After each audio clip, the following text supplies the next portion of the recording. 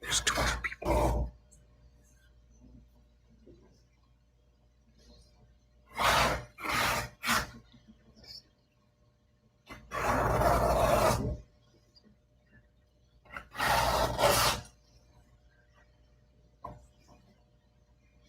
Matthew, there was no video in the party images. It says the video is not available.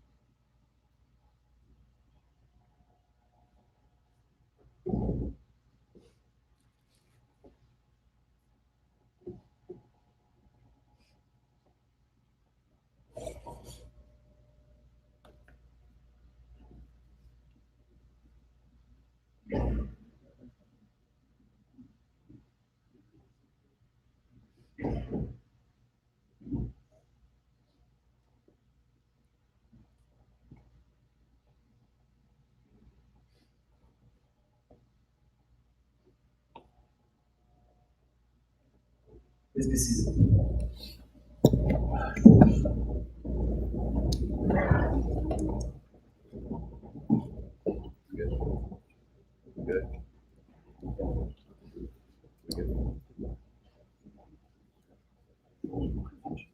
Remind everyone to get please turn your cell phone off.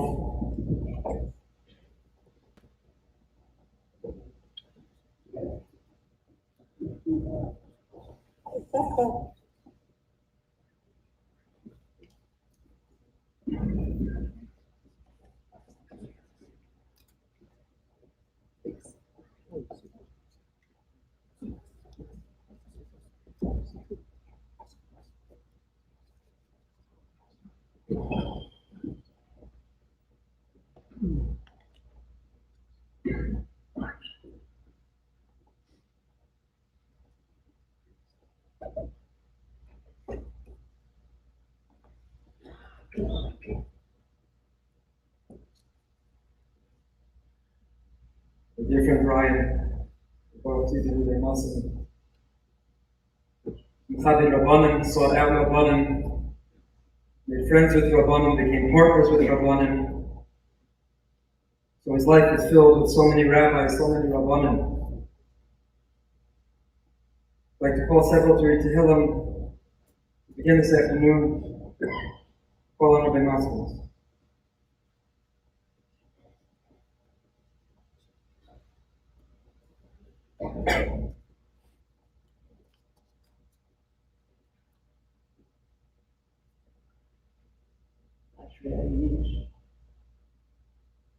השיר העולם יצא ספשעים, דרך חטאים הוא עמד, ומושב מצימו ישב,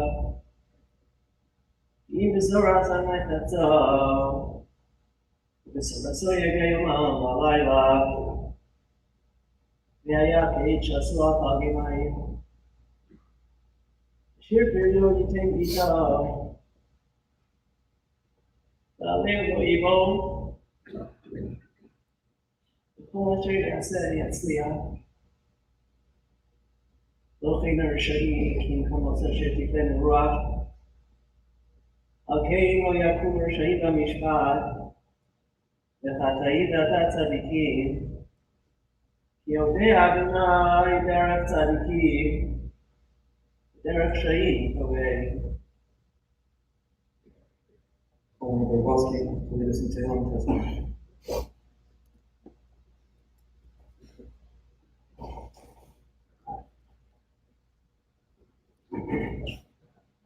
Mizmor David, Adonai Miyogo Olecha, Yishtam, Harkoshecha. Olech Kamen Ufol Tzedek Dover Emes Yogovo. Rago Alashana, also the very raw, the careful one who saw Grovo. Yixavena Nimos, Vesire Adonai Habe, Yishba Lahava, Nomir, Haspel, Nosan, Neshech, Shokha, Moki, the Loka, Ose Ela, Yimot.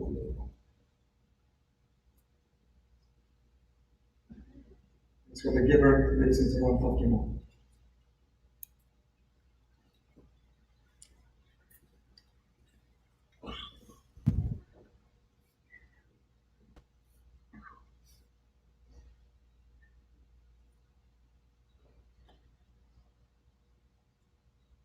Rabbi. Adonai Rabbi Vayetzah. לפני שיקיצה לי עלינו וכל שנאה עליני נפשי שואבת מנחם ומתוי צדק למען שלו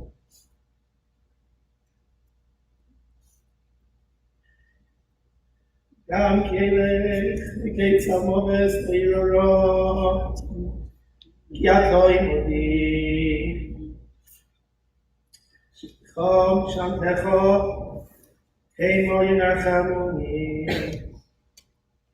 תערוך לפוני שולחון, נגד צוידרו.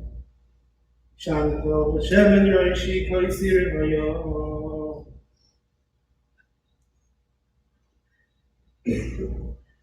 טוב ובחסד ירדפוני כל ימי חיי. שבתי בבייס אדוני, יוי ברך יומי.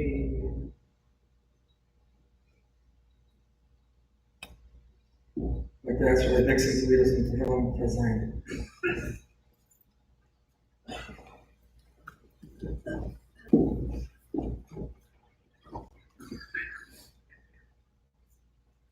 יש לנו דוד שומעים, כי עשיתי בו, אמרתי לאדוני אדוני, אתה ולא סיבה ולך, וקודשים אשר בארץ, אינה דירי כל חצי בנו.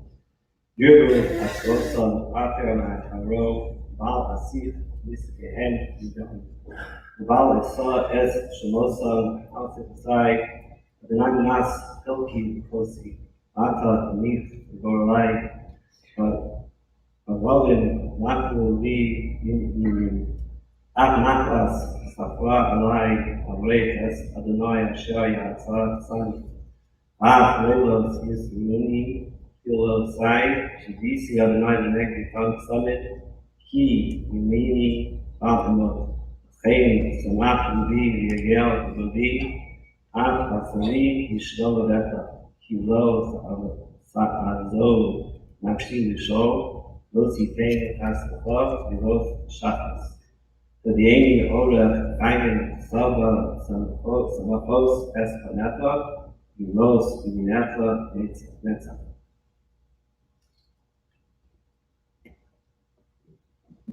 And lastly, for the Tehillim before the Esbeden, ask Rabbi Feinberg to lead us in Tehillim Chaf.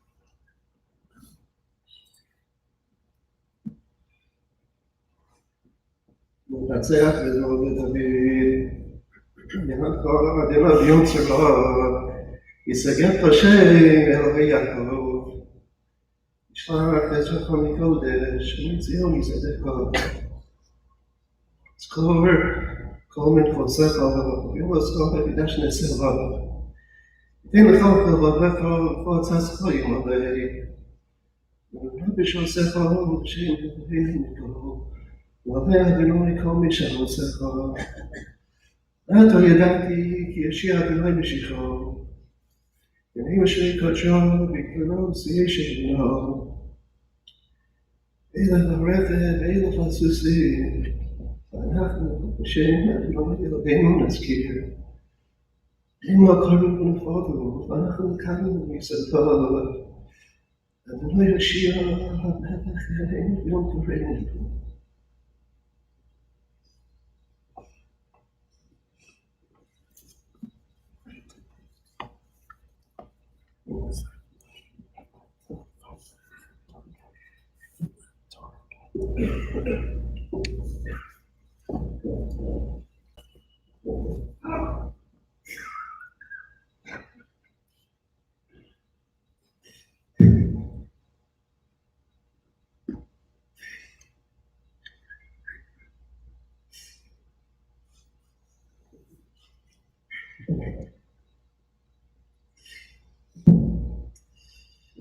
It's now past Chatzos.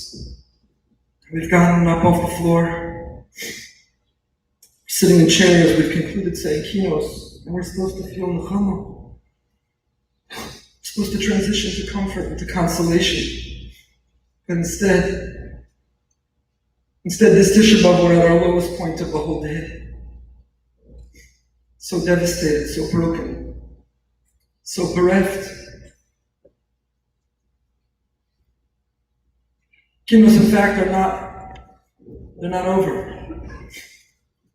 We're just shifting from telling stories of the tragedies of the past to reading the newly authored kinos, the eulogies that we're about to hear, written for the painful tragedy, for this monumental loss, not just for the Galbut family, not just for the Boca Raton community or Miami Beach community or South Florida community, but a loss for Israel.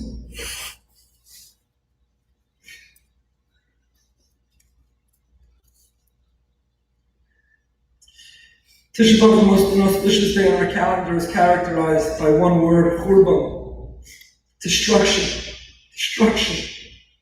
We mourn the calamity, destruction of the two Batei Mikdash, the burning of Sfarim and Sifrei Torah, the Crusades, the Holocaust, and countless other tragedies and calamities over the millennia. With the magnitude of all of that loss, millions and millions of fellow Jews over 2,000 years, it is the pain of each and every individual. The difference they were meant to make, the role they had yet to play, the aisles that they were meant to walk their children down, the grandchildren they were meant to play with and teach. It is the loss of the individual that is the greatest churban.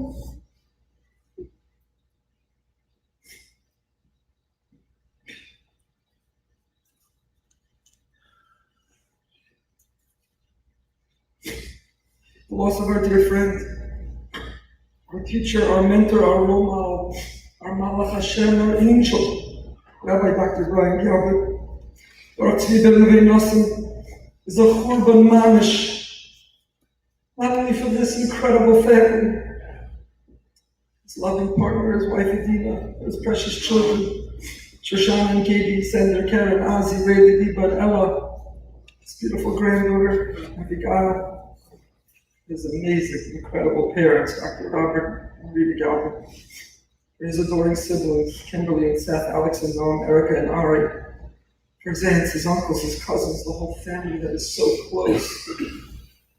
This is a churban devastation for all of us. For anyone who ever met, spent time with Brian.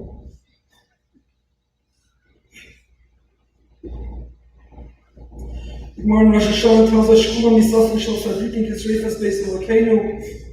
The death of a tzaddik, a righteous special person, is as impactful as the burning of the Beis HaMikdash itself. And the question, of course, is how could that be?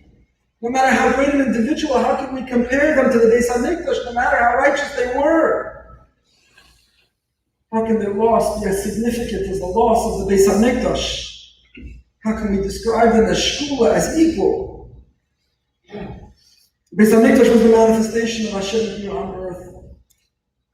It was where we went to connect to Hashem, to feel His presence, to be inspired to come close to Him. The Beis HaMikdash gave Hashem a home, it gave Him expression in this world. It's how we related to Him.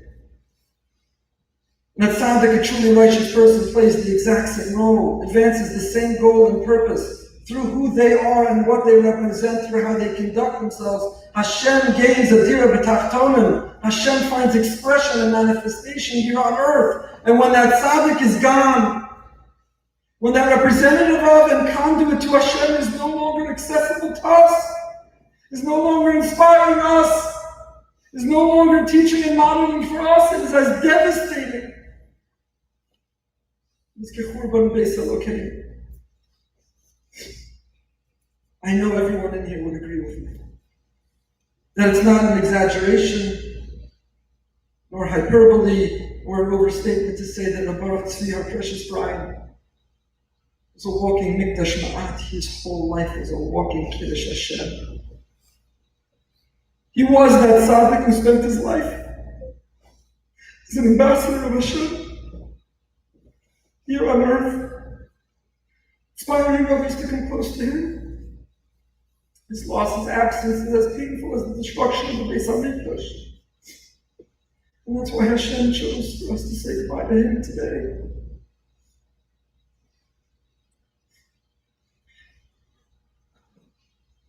I've known Brian and felt close to him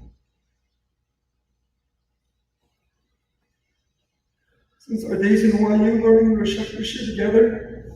Back then, just as now, it was clear to all who knew him what a special, unique neshama he had. Back then, far from home in South Florida, he always was proud to be a Galbut. He literally wore it around his neck. He was proud of being a native of South Florida. Others hid they came from out of town. Brian proudly shared he was from Miami Beach. Being around Brian didn't just make you feel better. He made you better. Brian was the mirror we held up to ourselves. He was our aspiration and our inspiration. His love and his loyalty were infectious. His positivity and energy were contagious. Brian challenged every one of us to be our best, not by anything he said, but simply by being him. As a friend, he was flexible, forbearing. In the basketball court or in the base measure, she was a fierce competitor. He was incredibly easygoing in life. Nothing was a big deal. When it came to his convictions, he was steadfastly strong, unwavering. He worked hard, he played hard, he learned hard, he led the community hard. Brian was everything Hashem wanted from us, everything we all aspired to be. He was charismatic and funny, relatable, warm, kind, giving, non-judgmental. He was athletic and musical and smart and positive and upbeat. He was a Talmud Chacham and a Yerei Shamayim. He was a brilliant doctor and he was a community leader. And he found time for it all. A few years ago, when talking about what type of person she wants to marry, one of my daughters said,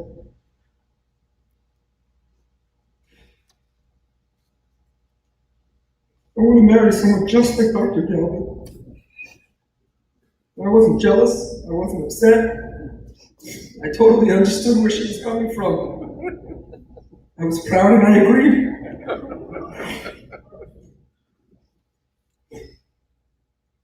Brian was a walking Kiddush Hashem, a role model not only to his own children, but to all the children of our community and so many others.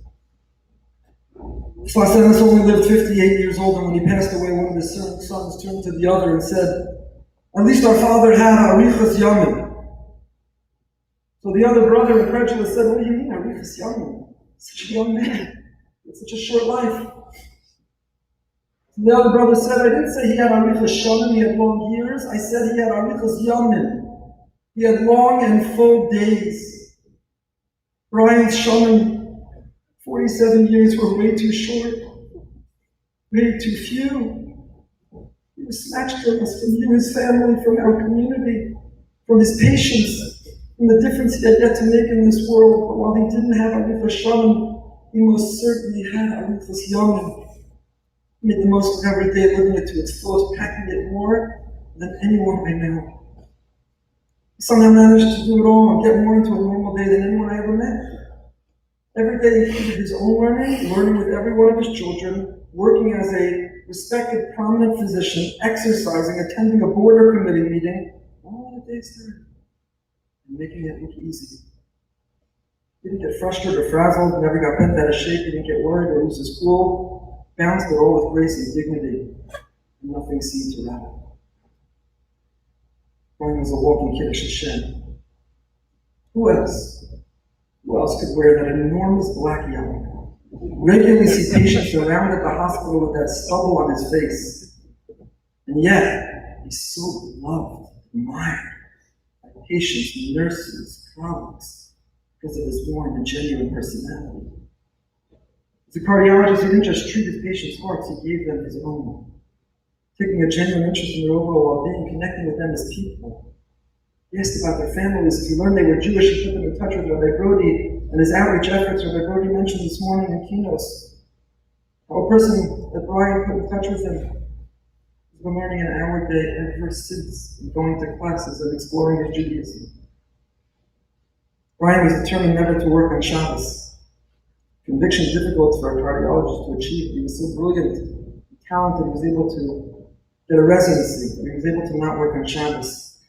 So sought after, he was able to join a group and maintain that same stipulation, that same condition. He wouldn't work on Shabbos. Now, towards anyone else, people will become bitter, resentful. It's unfair. But not Brian.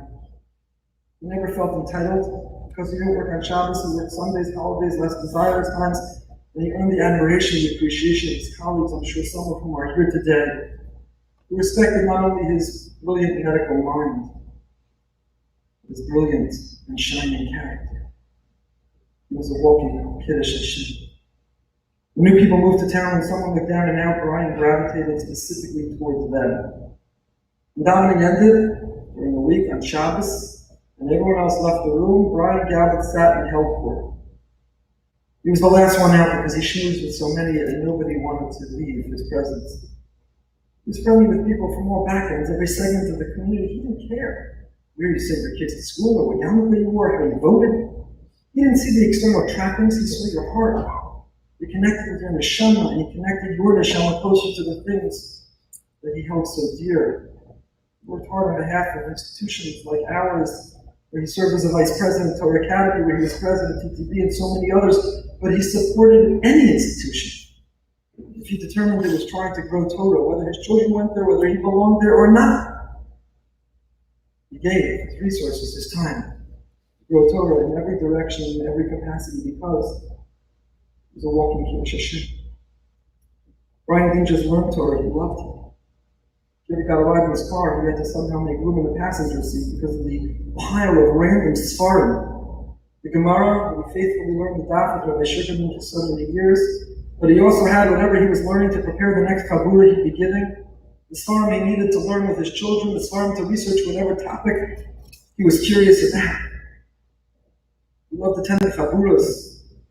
If he heard a Geshmak Takira, his face lit up like he just won the lottery. He was a walking Kiddush Hashem. Brian was a Muslim. He was a Talmud Chacham. He was humble and dedicated to show not only Kavod HaTorah, but Kavod Rabbanim. He and Adina loved to host visiting Rosh Yeshiva, Talmidei Chacham at every opportunity. He and I were not only contemporaries, but dear friends. We go a long way back, but it didn't matter. Because once he moved to Boca, he was determined to never ever call me my name. But to call me Rabbi or Rebbe. Oh, I so didn't deserve it. He was smarter and more accomplished, and I regularly sought advice from him, but it didn't matter. He was knocking to treat me as his Rav, especially in front of his children, because he was a walking Kiddush Hashem. So many occasions, Brian totally changed my perspective on something. I'd be complaining or be concerned. You would just say, this is kind of like Hashem, it's amazing. Look at it this way, and you'll see why it's great, it's going to work out, and everything's the way it's meant to be. And you said, is this guy for real? He was for real. It's what he believed. And he got us to turn our perspective around and change what we believe. I once asked him, we were playing golf together, if he ever saw anything negative. Did anything get him down? He said, of course, I'm only human. But from a young age, he made the decision, he told me, he made the determination, he worked hard to always be positive. And now today, I literally know so many people who, when facing the decision and needing to react, ask themselves, what would Brian Galbut do? Because he was a walking Kiddush Hashem. Brian was an outstanding father. It's hard to remember seeing Brian in public and not having at least one of his children with him. When they were little, I remember Brian looking like he was dripping with children all over him. He'd come to shul, they were tiny. He brought them to shul, chaburas, shalom zachars, board meeting, whatever he could bring them to. One under the arm, another draped over the shoulder, one walking holding his hand by his side. He learned with them, he played with them, he rooted with them, he taught with them. But he taught you not just with his words, he taught you with his actions. Some of you who live near the Galbuts told me that when he first moved here, he walked home from shul with Brian a few times until he finally asked him, there's a shortcut. Why don't you just cut through where everyone else cuts through? There's a shortcut.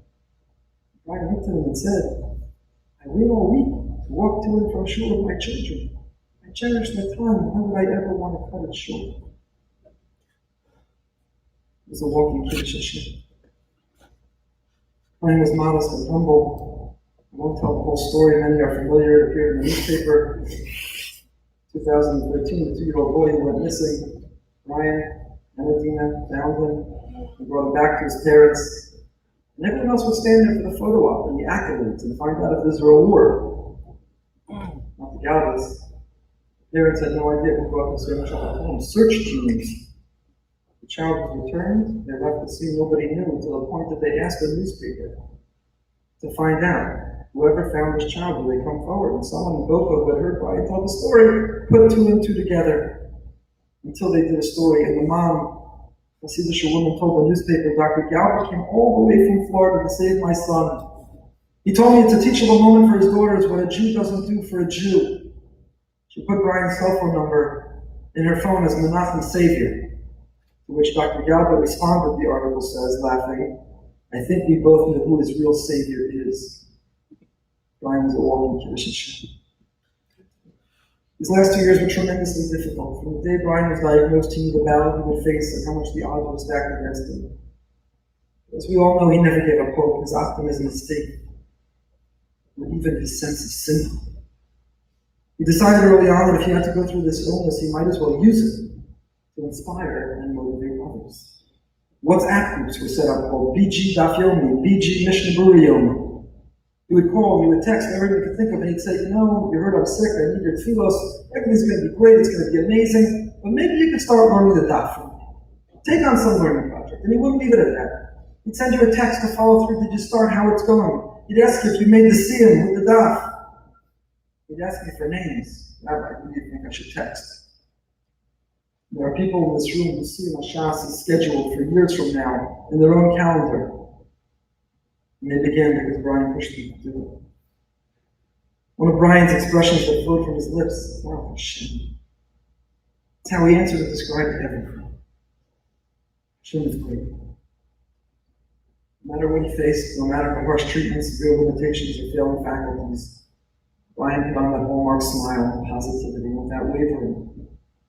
Maybe all you got was a wow. But in his wow was Baruch Hashem.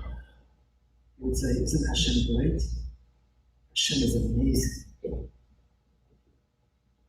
And so when we are feeling, how will we feel simcha again? How can we maintain our faith in Hashem after losing someone so precious, so special? The answer is, we will continue to draw strength from you. We never stop speaking of the greatness of Hashem until the very end. Gemara Shabbos tells us in Shechina Shalom Mitoch Atzvus El Mitoch Simcha Shel Mitzvah. Today, Tisha B'Av is Silak HaShechina. The Shechina is gone. If we want the Shechina to be Shora, if we want it to return, we have to be more like Brian. If we want to make sense of it all, we have to find that capacity to be joyous no matter what. Yishinich Meslav Matan, the Simcha and Av begins, we diminish our joy. The Levaya never suggests we read the mission differently. Yishinich Meslav Mematin. When Av comes Mematin, we are diminished. But how are we diminished? How are we lessened? The simcha. It has to always be the simcha. And no matter how weakened or how diminished Brian became, he continued to be mematin, but it was only the simcha. I'll never forget when he got out of the hospital in Baltimore after his first surgery, and he came to his friend's house to recuperate. Those there, we sang Or Zarur Latzadik, and he sang and he danced together with us. And when he came back to Boca a short time later, we had a concert, Eitan Katz at the shul, which was a memorial for someone who used to live in our community, a young man who passed away with a very sick illness that Brian was now facing. When I saw him sitting there in the audience, I ran over to sit next to him to try to distract him, to make sure he wouldn't watch that montage, to listen to the stories that would be told. It was clear that seeing that person had gone through, how hard it was for him. When that tribute ended, when the music began, and I looked up and I looked back at Brian's seat, it was empty. I thought maybe he's so broken he had to go home. He was there over there, the women's section, the first one to lead the dance and to bring people in to sing and to dance. A year and a half ago, when Yaakov Shwekey had a concert in our community and sang Ani Mamen Ben Yisim, I believe in miracles, was Brian on stage, singing and dancing, encouraging others to join. just a few months ago, the Marav ended the night of Rosh Chodesh Adar. Everyone else barely noticed what was going on in the calendar and turned to go home. It was Brian, who at this point could no longer say words, but with every ounce of his being began to tune to Misha Nicholas' other mark in the simcha, till everyone turned around and came back in and said, "Yes, was it?" Shkulam Yisasam Shal Sadiqim. His life was based on looking at Brian. We're mourning your loss on Tisha B'Av because Hashem himself has testified that your passing is as painful to us and to him as the loss of the Beis HaMikdash. When you did Nefesh Brian, you have taught us so much. You have inspired us so profoundly. You have made such a difference in our lives. You have made this world a better place. We will miss you beyond words, but we promise. We promise you that in your merit and in your memory, we will keep on learning and we will keep on singing and dancing. We will keep working on unity and community and we will keep up your legacy. Try to make it Kiddush Hashem everywhere we go. May his soul be bound in the bonds of life. This goes now to ask the Rosh Hashiva of his wife. His wife had such an impact in molding Brian, shaping him as a young Ben Torah. Love to quote in Divrei Torah. Talked about the opportunity to attend the Rosh Hashiva Shiurim.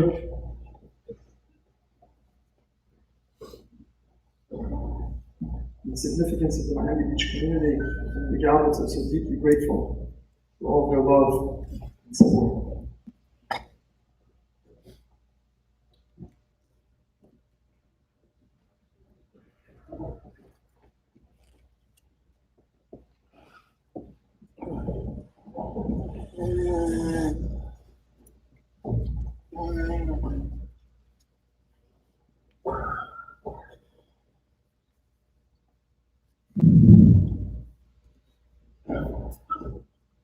Rabbi Goldberg did an unbelievable job of encapsulating greatness of Brian. Unbelievable. I would just like to add a perspective that I know the family.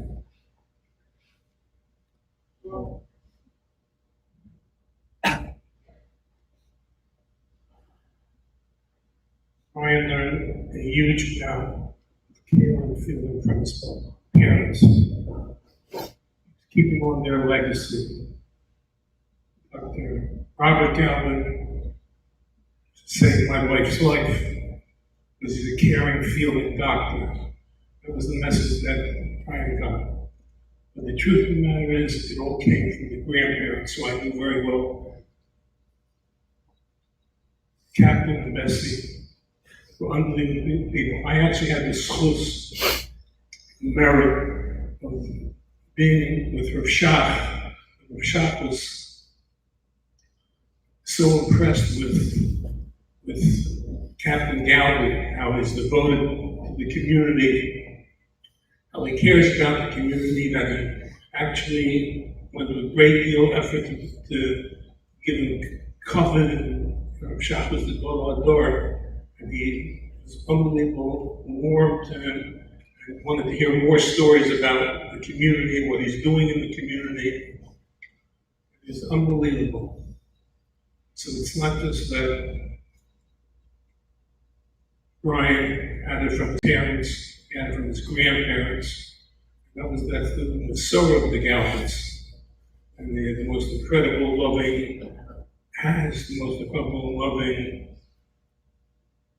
uncles, family, cousins. They're all unbelievable because by himself, but he also had the most incredible wife that gave him the confidence and the courage to be behind him. I was very involved with when they were getting married, and she believed him, she knew who he was, and she inspired him, made him feel empowered him by her belief in him. And that's carried out in life.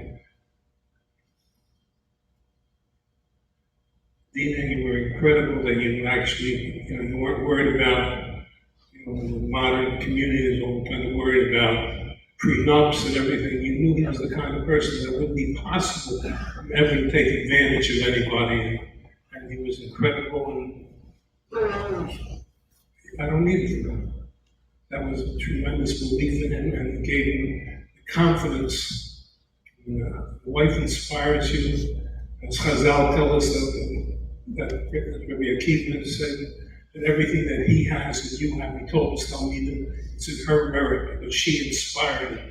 Even though Rabbi Akiva was an Amoritz, he wanted to break the bones of the Talmud Chacham. We have an inspirational wife who believed in him. He became the Gadol Hador and the greatest of all our Tanoim.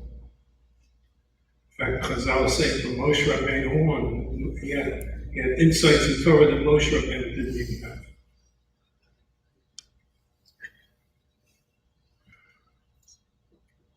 This is one thing I'd like to add a little bit that, which I felt was a very strong feeling about. And it's very appropriate that this Tisha B'Av.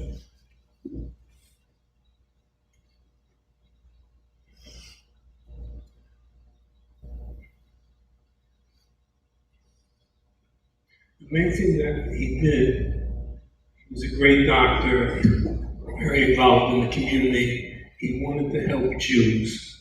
And probably the problem that we're having more than anything else in our community, I'm talking about the Kleistro in general, in the last 2,000 years we haven't had redemption because Sinas Chinam, everybody's interested in himself.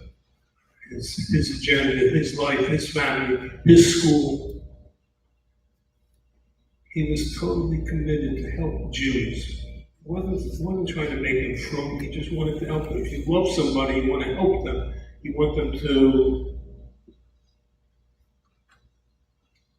know you care about them.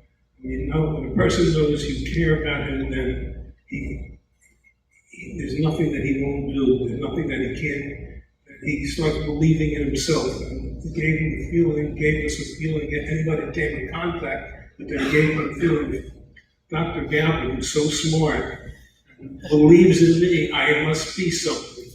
The main thing with Sinas Chinam is you're alienated from yourself. And there was no feeling of alienation from himself because he made everybody feel worthy. And when you feel a person is worthy, you empower him. And that's the biggest tikkun to rectify Sinas Chinam. So it's true, it's Tisha B'Av, and it's another tragedy on Tisha B'Av, but on the other hand, if you take the legacy of his life, that he cared about people, he wanted to make them feel good about themselves. And there's nobody that didn't have. All the stories that Rabbi Goldberg told over were stories that he loved people, he wanted to help everybody. If people understand that somebody does that and they decide to do the same thing to help other people, that will be a tremendous, tremendous cause to rebuild the Beis HaMikdash. In fact, one of the closest people to the Galbut family is Ricky Turetsky, a very close friend of Dr. Robert Reeder. And he made at Miami Beach today, they made up already on Thursday, nobody knew anything.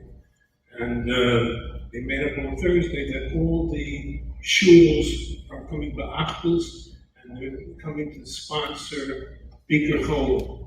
And everybody's coming, all the shuls and the yeshivas, everybody signed off on it.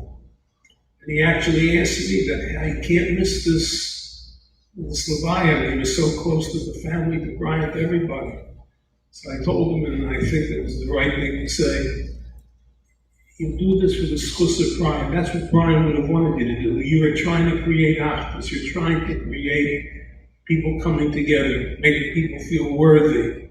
Youngsters, making institutions feel that the existence of other institutions are also part of what a community is. That's an incredible, incredible schus. So the first schus that we have, Eli Nishmoso, is the schus of the Miami Beach community right now. as we speak right now, having a bikerchol, visiting the hospital, taking youngsters to encourage them to do bikerchol. Ricky also knows how to do bikerchol. It's not just a mitzvah to show up, make the patient feel good. That's a tremendous schus for the English Muslims. If all of us do the same thing in our lives, just try and empower our friends. You care about somebody and you empower them, and they become closer to each other. And this is the day of the 38th, 36 Croesus Aphis has a numerical value of 36. Aleph Chof is 21, and Yud Hey is 15, is 36. There's 36 times the Torah that was Croesus, that the punishments that you get cut away. The main Croesus is getting cut away from the Jewish people. And the remedy of Eichel, the remedy of the Chor bias is that Jewish people remain strong. As an eternity, no individual has an eternal existence, but the community has eternal existence. And that's what we have to support today, and that's what we have to commit ourselves to. And as a community, we have eternality, and therefore it's my responsibility to make everybody, as much as I can, to get everybody in the community knowing that I care and I like them. Bezos Hashem, the community will come together. It's like this community comes together. Boca Raton, Miami Beach is unfilling of two different communities. It's one community. People will love each other, they care about each other. He was a living example for that.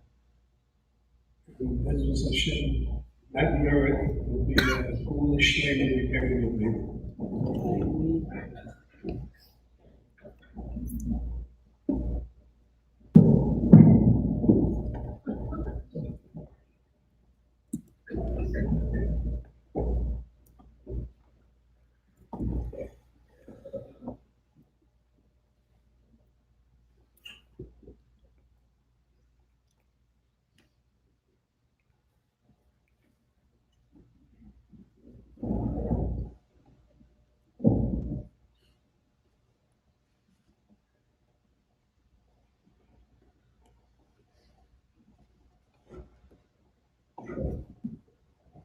Ryan's immediate family, Adina, and children. Love and support and devotion to your father knew no bounds. The last 2 years were difficult, and the last months in particular, but you went to the ends of the earth for him. He loved you more than anything in the world, and he felt your love. Adina, your marriage, your partnership with him was the envy for many. That devotion, those shared goals, the ability to laugh and joke with each other, at each other, but ultimately to want to change the world together. Your mysterious nefesh for him, at your own personal expense. Your mysterious nefesh for what he and everyone around him needed, at your own personal expense. No doubt gave him the greatest comfort and the greatest strength. Now hear from representing his children, Senator and Ozzy. They each speak for themselves and then read something on behalf of their sisters.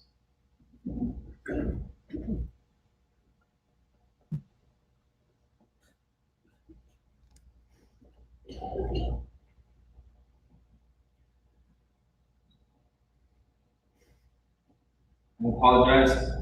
My thoughts are disjointed. So much to say. So many memories. I couldn't possibly say everything. Tisha B'Av is when we mourn communal tragedies that happen to the Jewish people throughout the years. My father's passing is truly a communal tragedy. The memory I have of my father that shines so vividly above the rest is at my sister's wedding. It's the climax moment. He's about to walk his first daughter down the aisle. As he makes his way down the aisle, he slowly and carefully hugs every person at the aisle seats. He wanted to share a simple with everyone. He turned golf, which was a hobby, into a fundraiser to make money for Torah Academy, which he helped start and loved so much. Our dining room table hosted the first meetings for TTV. My dad's motto was, anything that's going to help facilitate growth and learning in Yiddishkeit and go for its own in the greater South Florida community. I want to support with all my energy and love. He didn't just say it, he embodied it. As he was wheeled into his first surgery, Ozzy and I learned with him. The moment he was done, he sat down with my grandfather and learned about Babasra. Even when he no longer understood anything, he had Rabbi Rosner's documentary being played over and over and over again. But he didn't just start learning when he got sick. Recently, I happened to open one of my dad's old random Svarim, and it was chock full of notes and notations. He would wake up at Kumosweg to learn every morning with Rabbi Sugarman. He would learn with Dr. Marcus, and he would learn with us. Ever since I knew the Aleph Beis, my dad learned with Ozzy and I. First, the Being Rishonim, then 2 Mishnayos a day, for years. He had an unbreakable patience and ability to teach. And if you missed a day, he'd do double the next day. He'd look forward the whole week to the weekly chaburas, and he'd be the first to thank the person afterwards and give him his earth-shattering smile. He was the greatest role model of a good husband. He loved my mother fiercely and showed us what it means to be the best husband ever. He would say that his grandmother would tell him, there's no more important thing for your kids than to show them how much you love their mother. And he put that into practice. My dad became a Zaidi earlier this year. And although he won't be there physically to be a Zaidi for all of the cousins, we know that he'll be watching them and he'll always have their backs. And Abigail, although you won't be 7 months old, it's your responsibility as the oldest of your generation, and the fact that you will only one have the supposed to meet him. It's your job to tell all your cousins what an unbelievable name you had. We're going to miss you, Dad, at our weddings, walking us down the aisles to Hashem. Of course, we're going to talk with our kids, which we know you would love so much. I know you'll get so much nachas from them, and you'll be watching them from up high, and you'll be with them, there for them, each and every one of them. You were truly loved as a father, a confidant, a husband, a son-in-law, a zaidi, a father-in-law, a nephew, a son, a cousin, a role model, a Talmud, a Rebbe. You had the best parents. Rabbi and Zaidi were nothing short of legendary your whole life, but especially during this last terrible difficult one. The amount of hours that Tony sat by your bedside, singing to you, holding your hand, playing your music, crying with you, crying for you, and loving you. She loves you so much, Dad. Loving you as much as any other mother in the world. And Zaidi, I saw with my own eyes when we were in Germany. You were the aide. You wanted nothing more in the entire world to be the best friend. You gave it the best shot. You cared for him so much. You was before, and he learned so much from you, and so much with you. You were the greatest dad my dad could ask for. During extremely hard days near the end of my life, near the end of his life, my father was not himself. But someone who was always able to bring a smile to my father's face was Ozzy. He loved Ozzy. At my Aunt Alex's wedding, Ozzy held on to my dad and never let go. And they continued to hold on to each other, Ozzy's whole life. Ozzy, Daddy loves you so much. And although you physically have to let go, you can feel it when you call out to him. He's always there for us. And we need to stick together because Team Galbut had just lost its captain. And we're behind in the fourth quarter. We can summon up our team willpower and confidence challenge. And as girls, we love you guys individually and collectively. Each one of us had our special bond that no one can tap into other than ourselves. And we have a responsibility to keep them alive by staying close to each other, keeping his ideals alive in this world. Telling our future kids about what an incredible man he is, and never forgetting him and the memories he gave us. Dad, you were a fantastic athlete, called Showtime, but you only cared about sports if you could share with your kids. I remember as a small kid, you pulled me a balloon off the couch to work out my reflexes. You cared about things and loved sharing them with the people you loved. You brought us to shul before we were able to talk, and you did it because you believed Just being in a certain environment brings a special connection and feeling. We grew up going to shul. We grew up learning. We grew up waiting too long for my dad to schmooze with every single person we saw and greet them with the greatest smile and love. We hadn't seen them forever. This was every week. He loved life. He loved people. His friends were his family. And he cared about them tremendously. He worked extremely hard at being an amazing doctor, and he was incredible at it. Not only loved by his patients and his partners, he loved them right back. He loved helping people get better, and loved greeting them with a smile, and loved telling his kids about the wonderful people he worked with and treated each day. He really lived the mantra of love what you do and do what you love. He was a world-class mensch, and his days were filled with love. His profession was just a disguise for his vessel. He would come home at 6, be home with the kids, and then go back to the hospital to see the remainder of the 80-some patients he saw that day. He made everything fun, and was incredible at making ordinary things in days amazing and unforgettable. He always encouraged me to travel, to accomplish, to learn, to grow, to do. He had an amazing voice, which he would harmonize with, which he would use to inspire, and cherish even again, which he would sing again and again. Even the past few months, when all your physical capabilities were stripped from him, he would always respond to them again. He died in full Nidri last year. He would practice so hard. He was eventually out at the seaboard. And Hashem listened intently to your davening. He just wanted to get a closer listen, so he invited you up a little bit higher. You inspired so many people with your passion, your fight, your dedication, your indefatigable spirit. You inspired so many Black Lamar, so many Krakov Dylan. They all worked. They all kept you alive these years. And they all are being stored for some other special purpose that we don't understand yet. So much I can thank you for Dad. So much I personally owe you. You're my best friend, Dad. You think we're my best friend. For all the time and dedication that you gave me, you were way more than just a father. You knew when to show love, when to put your foot down, when to laugh, and more importantly, when to cry. I will never be able to pay you back for any of this. I can try to be the best person I can be and try to stay strong for our family. Try to follow in your footsteps. Try to be a role model for those around me and try to live on and breathe on. I was supposed to spend 10 of your last nights with you in the hospital. Your neshama was in the room and I could feel it. I asked my Rabbi last night, what does it mean that my father's Levaya was unteachable? And he says it means Hashem is crying along with us.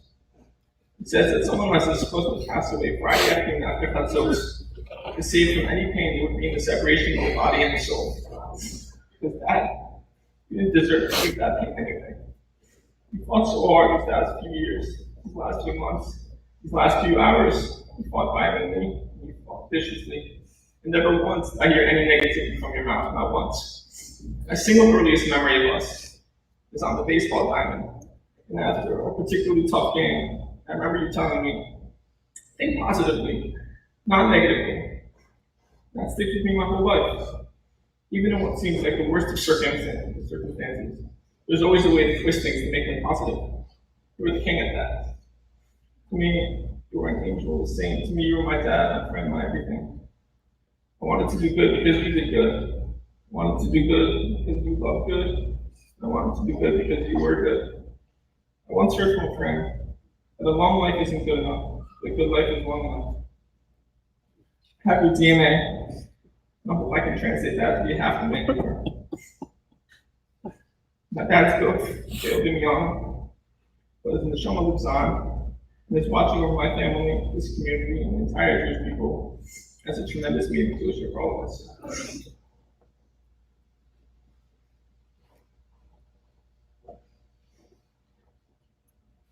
Hard for me to speak today on one of the most difficult days of my life. Standing before this room of people that love my father brings comfort to me and my family. I just wanted to mention a few mythos of my father embodied and his passion about, try to capture them in something uniquely special. Father was the hardest worker and never complained or lost his precious moment that he always wore proudly, even in the darkest moments. One of his favorite hobbies was playing golf. He taught both Center and myself how to play, and we spent many hours on the course together. 2.5 years ago, when we were playing golf on our regular Friday afternoon and Sunday rounds, all of a sudden his chipping game became non-existent. The ball was flying in every direction uncontrollably, and nothing that he would do, that he would try differently, made it better. At a certain point, we decided it was hopeless, and we referred to it as a blind spot. When I heard about the diagnosis a little while later in camp, I made the trip down to Baltimore where he was having surgery, not knowing what to think. When I saw my father, his first words he told me were, "Now we know what's wrong with my chipping game." I think this showed the most how we always had the best attitude and saw the best in every situation. My dad's lifestyle was unique and unheard. Just to summarize the daily schedule: waking up at 4:30 to work out until 5:30, and then go to a sugar man until 6:25 showers, and to be home by 7:15 to give everyone hugs and wish them an amazing day before heading off to a busy day at work. After a long day at work, you come home with the best of moods, make sure to with everyone with children. After dinner and info, there's a net activity in store. Basketball games at the Y, bowling late into the night, playing tennis at Century Village, or sitting at the bar in Butcher Block, invested in the game so late that we had to turn off the lights when it was over. With the schedule being thrown off these last 2 years, he was productive every second, even though his whole life was being altered, and changes were happening by the second. When he was unable to talk or barely move, I would give him one of my AirPods, so we were both wearing them, and we would listen to music for hours into the night. Whether it's party, Shlomo Parva, or 80s classic rock, there's always another song to be played. Shabbos is the most exciting time of all. Working like crazy on Fridays, be done by 3, even though it was his busiest day, and could have been done by 10. By 3:20, he was already on the first tee with the center and I, exclaiming, "Is this the best or what?" By the time the round was over and we were home, it was 7 minutes before Shabbos, and we always had the same message to send everyone before we walked in. Be downstairs ready to go in 4 minutes. On Shabbos itself, there was nothing like it for me. Seeing every Zemer, especially home congregation bar pillow, and listening to everyone's different Torah attendant. Going to Ashkelon, basically sitting in the Mizmedrash all morning and afternoon, learning with many people in Center night. Not to mention being the last one in show after March, moving with everyone and saying reads on her book. Any spare moment he was deep in a Rabbi Rosin shirt, or working on making institutions and sound better with his brilliant ideas and optimistic mentality. He was able to capture every moment and be present for every little detail. I think a great way to sum up my father was that his ashkafos and beliefs were very strong, but he was always open to other ideas and listening to anyone. Nothing would make me more proud than seeing this room full of everyone he loves and deeply cares about, and seeing how big the community has gotten and how much Torah is lived and learned every single day. I love you so much, Dad, and hopefully I can live up to your expectations and make you proud. I already miss you so much, but I know that Hashem has his ways, and it's for the best. We'll be together soon, all of us. And Mashiach come to everyone. May Hashem hallelujah and get out us from all of us. On behalf of my sisters, I'd like to share some final thoughts that they have put together. Dear Daddy,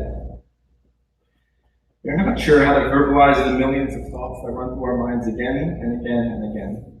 We love you, Daddy, more than anything in the whole world. You are most certainly the father of our lifetime. Daddy, you are 1 in a million. You and Mommy made the most amazing team. We can only strive to emulate you as we continue our own lives. Pain is endless, because not only have we lost our father, but we miss our teacher, our mentor, and our friend. Dad, we have learned more from you in your lifetime than most people gain from their parents in a normal lifetime. Daddy, it is you who we always turn to for advice, the kind word, positive energy, and lots of love. Love, most of all, because you offer endless love. To us, to Mommy, to Bobby and Zadie, to our entire family, to friends, to strangers, and to the world. Everyone felt your boundless love. We all have experienced your giving nature. Because Daddy, that is who you are. You love life, you love Torah, you love doing mitzvahs, you love people, you love giving. A typical day, Daddy's world was full. From the time you awoke until you went to sleep, Daddy had a schedule. Learning, doubting, cheer on the way to work, phone calls for us, patience and more patience. Learning some more, community events and meetings, spending time with the family. He had his eye on the prize, to serve Hashem, to give to others, and to spread love to the world. We'll miss our runs, late night snuggles, phone calls, Hanukkah lighting, Sunday afternoon activities, therapy runs, line time, and family road trips. We will miss sleeping in the sukkah, camping out on Tisha B'Av in our playroom. Learning Rabbans with you and listening to your beautiful voice on the Yom Norai. We will remember the countless family dinner, the visiting days coming through to work, shepherding on Shabbos and Baruch, editing our papers, golf tournaments, and tennis games. We were so proud to have you as a guest cardiologist in our schools. Your involvement in every Torah institution in our community, and we are proud to say, oh yeah, that's our dad. You injected a palpable sense of Chaim into every aspect of our lives. You can't list everything, you can't capture it out in words. We can barely scratch the surface. We feel inadequate in our expression. But our lives are full of memories, beautiful times that we'll never forget. We all thought we were your favorite child, because that is how you made us feel every single day. Daddy, you brought sunshine and rain, and you made our family sing. Daddy, you're certain that your neshama is going straight up to Hashem. We are being welcomed with open arms. We cannot thank you enough for what you have done in this world. We know that you will continue to watch over us and love us and give to us, because that is who you are, Daddy. We love you forever with all our hearts, and we hope we make you proud always. Finish muscles for Torah. Love your girls.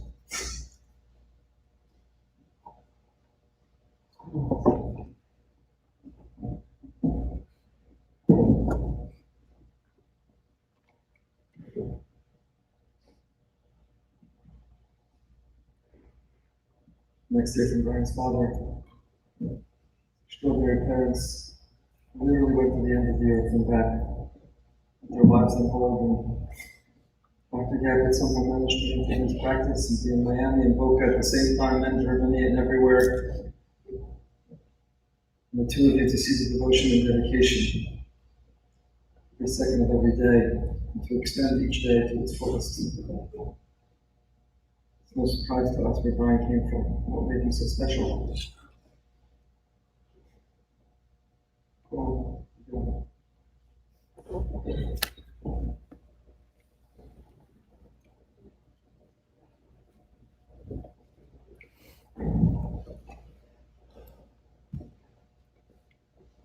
Rita and I are so appreciative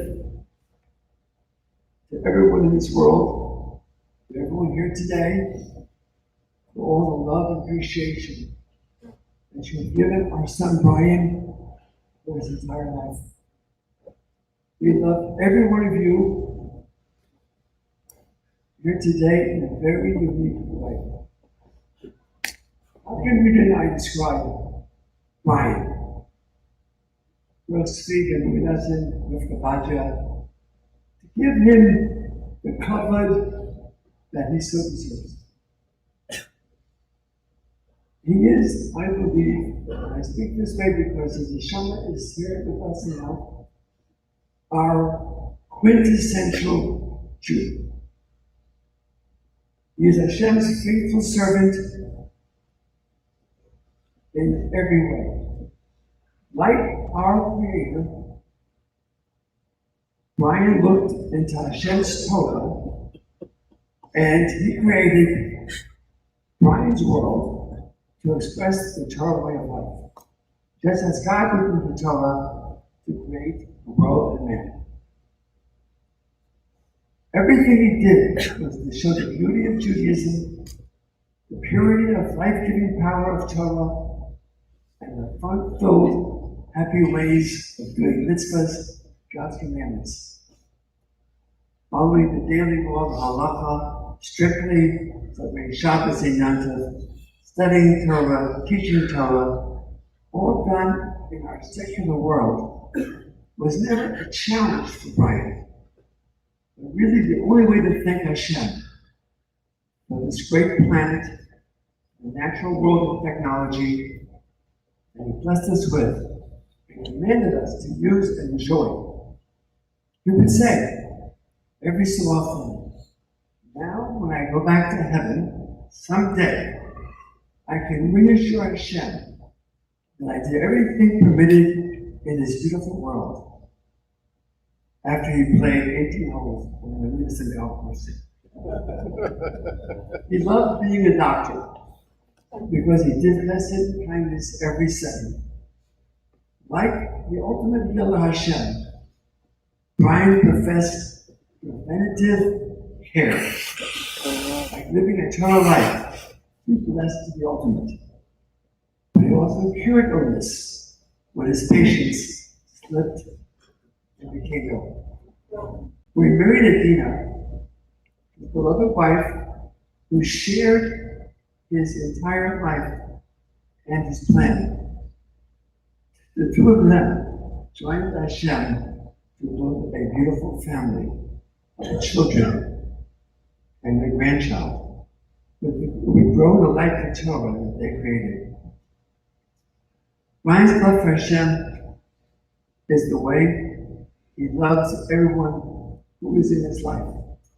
He sees in each of us the greatness of the Almighty that especially blessed each person, and then he enables us to see ourselves in the same way. This is why he would call affectionately people Tzaddik, and when asked how he feels, he would say, Chesed Hashem. Kindness from God, Baruch Hashem, thank God. To see life through the prism of Torah and our rabbis is what Hashem asks from us in order to have a relationship with God. And Ryan did this, but he did it in his Brian-esque way. He was never afraid to be himself. He knew what he wanted, what he could become, and he never quit loving God and seeking Him everywhere he went. Life was fun, exciting, boundless, renewed every day. He lived every day to its fullest. It was never too late. Never too late to play 9 holes or tennis with their children. Never too unprofessional to run alongside on a treadmill for exercise while your patient is being stress tested. Never too crazy to drive all night to start up into vacation. He sought eternity in every day. Singing in Chazanas, yearning to live in Eretz Yisrael, Shabbos, Yom Tov, enjoying, learning secrets of Mishnah. With his sons and Tanakh and his daughters, made his house a Mishkan, a sanctuary for Hashem. But his building that sanctuary in his world did not stop at his house. He became involved with his community. He was a builder of Galbut Synagogue, the developer of Torah Academy, and initiator of TTV, and supporter of Hadar and every other Torah institution in Boca and in Miami Beach.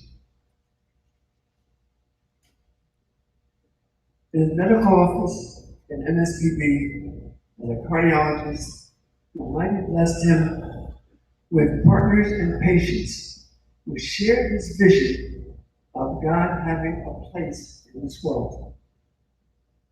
There, he shared the wisdom and optimism, the sensitivity and love of the Torah that he made with superb medical care. Beloved as he was, he loved everyone else even more. Finally, to his family, he became a giant reflection of all we treasure and believe, and what we could become if we could be like Brian. He never wasted a minute to enjoy and share and to help all of us to grow with him. As he reached higher in life to fulfill his potential and reached his destiny, he pulled us up to join him and be with him. Brian was original, authentic, real, immensely modest, fun-loving, appreciative, incredibly charitable. He was the best friend to each of us.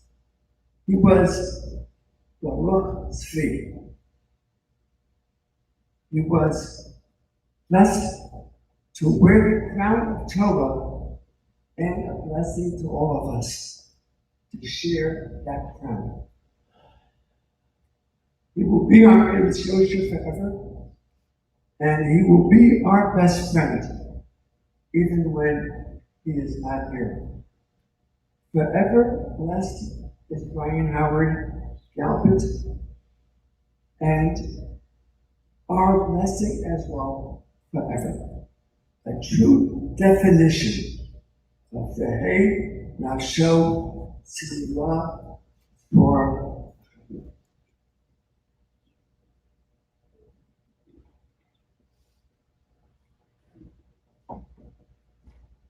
I mentioned Brian was so proud to be a Galbut, proud to be a prince among his sisters, and loved living near his sisters and brothers-in-law, to be able to be close and enjoy Shabbos and Yom Tov together. I'm calling Seth to speak on behalf of his siblings.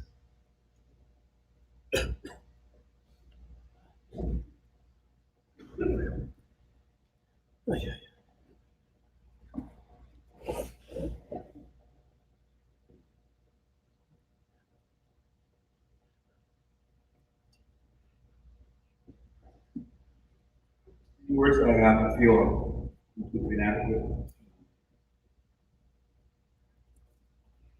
I think I can best describe my brother. We dispensed with brother-in-law a long time ago. Brian is my brother, as is Ari. There's a story told by Joseph Telushkin of the Rebbe. In 1951, when the Levaya Rebbe first became the Rabbi, he was walking along the street. He bumped into a father and son, and the son started to talk to the Levaya Rebbe about baseball.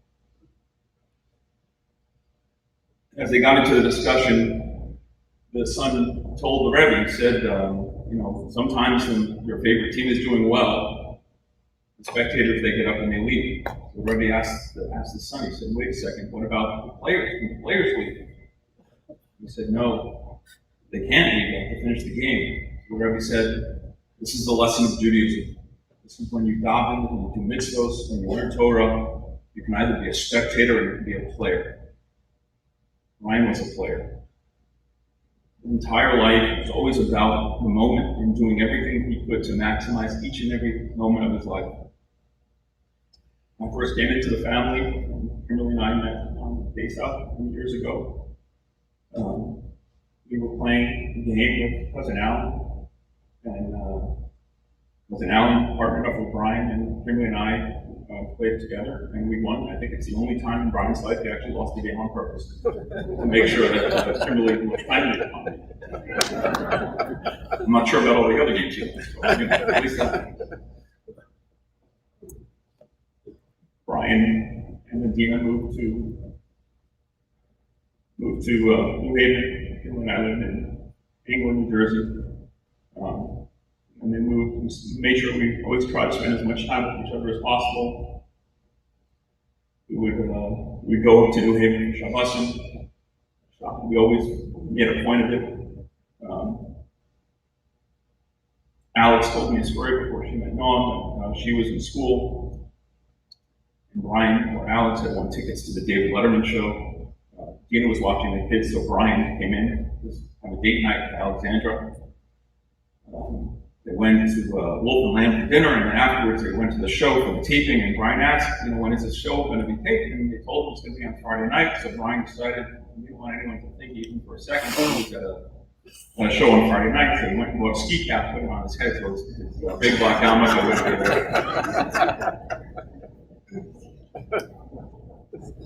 And I can't stress enough how important it was for Brian to spend time with each and every one of his brothers.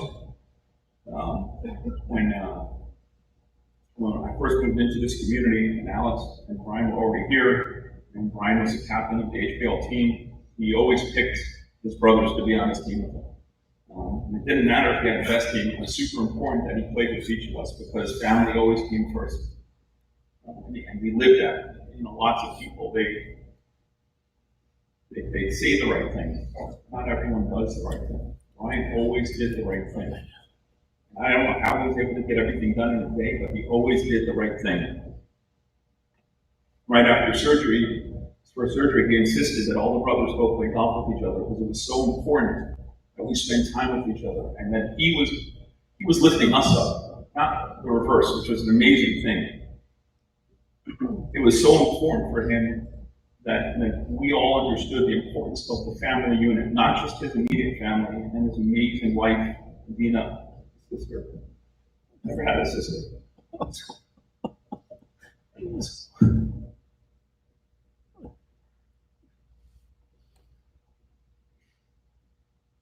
His children. And he always said it was so important that the overall family, our entire family, spend as much time with each other as possible. When he first went his first surgery,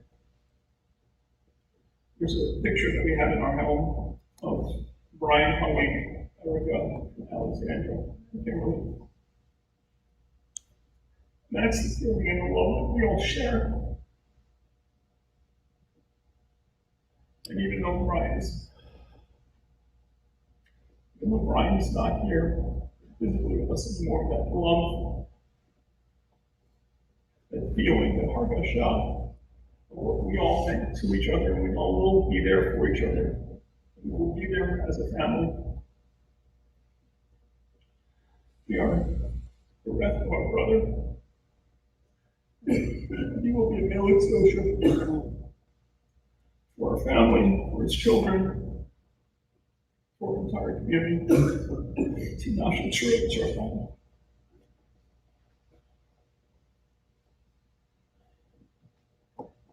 Heard about Brian's illustrious past, a wonderful family. I'm going to call on your Uncle Rabbi Galbut to share a few words.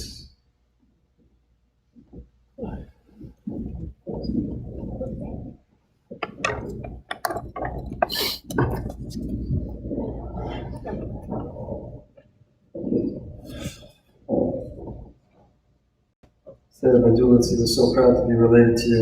Anyone who went to MTA, who had a knew Rabbi Dulitz, he would love to make that connection. And when you came to Boca for the Shabbos to give shiur in his home, it brought him the greatest joy. Every Shabbos morning, we come to shul and read the famous Eric from Tillen, Eric Tzaddik. In it, relationship with him, there's a possibility of Menu King Hoida, not be the Bar Chochmah. Teach us to count the days, bring us to a heart of wisdom. That's what some people translate. But Brian didn't translate it that way. He translated, teach us to make the days count. Seek to not to count our days, but that whatever is left, make that day count. And the rabbi said it very well. He had Arichas Yomim, not Arichas Shanim. Let's go back and trace the days. But before we do that, we'll go to Moran Kesubis. Moran Kesubis comes down on Aleph, that thing's on the page on the top. The day that Rabbi died, Rabbeinu HaKadosh, one was the author of the Mishnah. The great genius. They couldn't find a name for him. They called him Rabbi, they called Rabbeinu HaKadosh, Rabbi the only one. Some called him by a different name. To the prince, there were many, many titles, but the main name he had was Rabbi, our teacher. The day that Rabbi died, he was a very sick man in his later years. He had problems with breathing. In those days, there were certain areas and areas still in the north you could breathe better. Like Denver, placed in the 1900s. The same idea,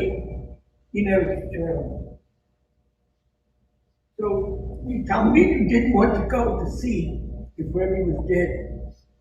They were terrified. So they got a hold of Bar Kapara, one of the Talmudim, and told him, go in to those, the family, the others to help, but they find out if Rebbe was still alive.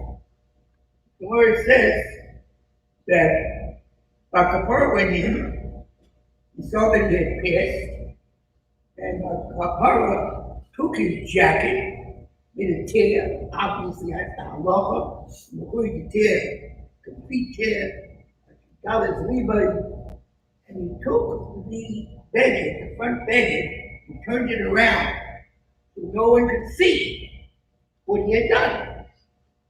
And he goes out, and there's a great shame and degradation in telling of a death. In Jewish halacha, where some people on the base, on the bottom, where it says, anybody that goes and speaks to the dead, or says that someone passed away, who could see he's a fool? And therefore, Bar Kapara was no fool. So Bar Kapara came out and said the following. Osah Bi'omah, Eret Eilen, Umetzukim, also Milchoma, the Aaron HaKadosh, Nitzhu, Raven, is Amitzukim. The angels in heaven, people on earth, fought to possess the Aaron HaKadosh, to get the Holy Ark, and the angels won. The angels succeeded where we failed. Exactly what took place here. People said killing day and night, day and night, day and night, 24 hours a day. They finished 150 program again and again and again. And the telephones went from one to the other to say, killing, I left off here, I left off here. Continue.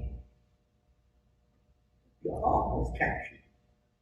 The Holy Ark was no longer carried by the Israelis. The Gemara says in many places that the ark was captured. If you remember in Shul Aleph, the first 4 Prakim, the ark was captured by a Philistine. And Eli and his sons were devastated. And Eli died. Waiting to find out the news. And his daughter-in-law gave birth to Ichabod. Ichabod was the symbol of the ark being captured by the Philistines. The Gemara explains all this at length in many places. But let's analyze what this really means. Let's go back to the beginning. Today, it's ironic. In Shabbat, most of the people, I see almost 99%, are wearing the shoes of Kishiba. The Avedas, the mourning, the sadness, they got to do it. But this is the same day, almost 8 centuries ago, 8 decades ago, that I was my mitzvah of Shabbos Nachmu, 13, and on Sunday, the next day, Bessie married Anya. And that was an occasion to come over. Then we pushed the clock forward. And that was the day in July when the bris took place. The bris is right. It's me. With Gabriel. And all the ladies and brothers were there. The doctor was obviously very, very instrumental in trying to keep everything going. And Bessie and all of them, I was there. another generation. Now, I need to shout to the body. I'm the oldest, the only one that's left of that generation. And then, a month later, in Borough at the doctor's house, where the big event took place, there was some celebration. People coming in and out the whole afternoon. It was Sunday. And the big event took place, and guess what? Not that day. Calendar-wise, it was the 31st day. And the big event took place. And then over the years, we pushed forward again. So many things happened over those years. He went to camp. And in camp Raleigh, I was the head of the chinuch many, many years. And Brian was there. Brian was cutie. There was no person that just sat back and learned. No. Brian was called Ice. I don't know how many of you know what the connotation of ice means. It's got many meanings. And the hair, the cutting of the hair, the symbol of manhood. And I got hold of Brian and I said, this is not right. This is not what things should be. He didn't listen then. He heard me. He did what he wanted. But years again passed. And he began medical school. How many times we went to the house to see him because he was in Einstein, and obviously all of the mummies at the same escape. And the doctor would bring the cars and the trucks and the engines to Brian, and he was beginning to kimberly the dogs. It was very interesting imagination, the two of them together. But that's not for the time being. Then, of all things, Brian became the savior of a child in New York State. When they came to visit the children in camp, that child disappeared into the woods from the Hasidim. And I don't understand the whole story, because how could anyone be so unbelievably alert to everything that they would see a child in the woods, out of the woods, and all the tumult that went on in that camp? And yet, Brian did. He found him, he talked to him, and he figured out. Must have been from that place. He went back, gave the child back, and no one was able to tell the mother and father who it was that saved the child. And she wrote so many magazines, advertisements, and all the others. And she wrote, who was the in Yiddish, not in English? That heresy. But she wrote, who was that kind man, from man, on our board, without a beard? It's a strange phenomenon. That was definitely not normal to them. They communicated, and parents thanked him so much. But let's go on to the next thing, the bar mitzvah. Send it. They hear him. And I was amazed at what goes on. And something else happened.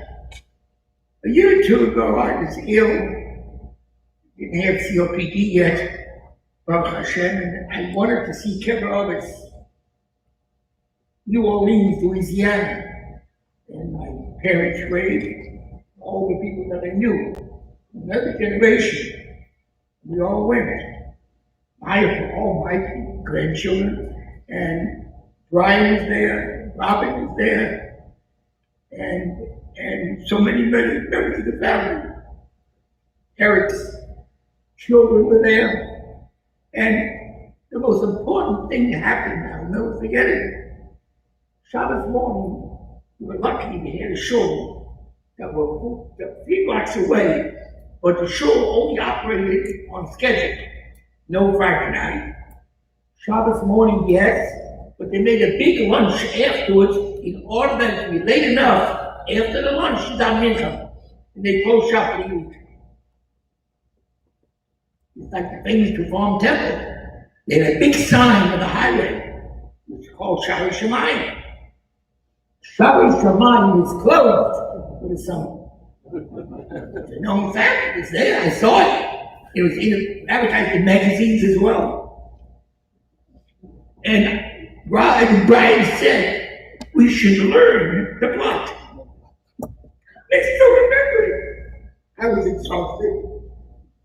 Brian was full of energy, night and day. So we started about 7:30. We brought coffee, and we sat down, and I was amazed. He's a doctor, not a rabbi. Oh, we did a whole line, he knew it cold. He did it over, and I made a few remarks to make sure that he knew we were alive. And we did say, I said to myself, what a tremendous individual. What a guy. He's a doctor. He has a job in Boca Raton, one of the biggest medical partnerships. And yet he gets smeared. And he really believed the Rabbi Doctor was Rabbi Doctor, Rabbi first, and Doctor second. But you want to know what Brian really was? This past January, Eric, cousin, dedicated to Sacred Torah. And the messages were written in Albie's house, and then they made that big march to the shul. I never saw anybody. The Haftorah, one of the Haftorahs of the Shmini is the David of the Karker, that David HaMelech is jumping and dancing in front of the Sacred Torah. Yet the famous ascent to Yerushalayim, and his wife, Shaul's daughter, looks out of the window and says, later, to David, this is not the way the king of Israel acts. What are you, a peasant? Like one of the members of the crowd? And David said, I am the king of Israel who dances before my God and acts in a manner that is proper for me because I am king of Israel. And the Navi writes the end of it's in Perik, the base is given in Shmuel base. And David, the Shmuel, and David says, the Navi says that she and no children I gave Moses. That was her punishment for speaking against the king of Israel who spoke for God. And that was Brian. Brian spoke for God. The rabbi said it over and over again. A walking secretary. A walking secretary without a doubt. And then, more than that, I remember we talked about this once. They're dancing involved, but it's not dancing anymore. Talking has come to an end. Laura always wants to know, and the question asked, why was the city called Yerushalayim? Also says in Levaya, Umar, he said in Yerushalayim, Hoki Lechem, the Yadim, Kohen, and Yom. Yerushalayim, the city of peace. Why? Where did they get that appellation from? It was not because of the eleemosynary acts that were done, charity, this and that. That name was given to him for a very good reason. And that is says in many places, some people say that it's not authentic, but I think it is. Then it says there were two brothers who owned property, and they gave their property to their workers.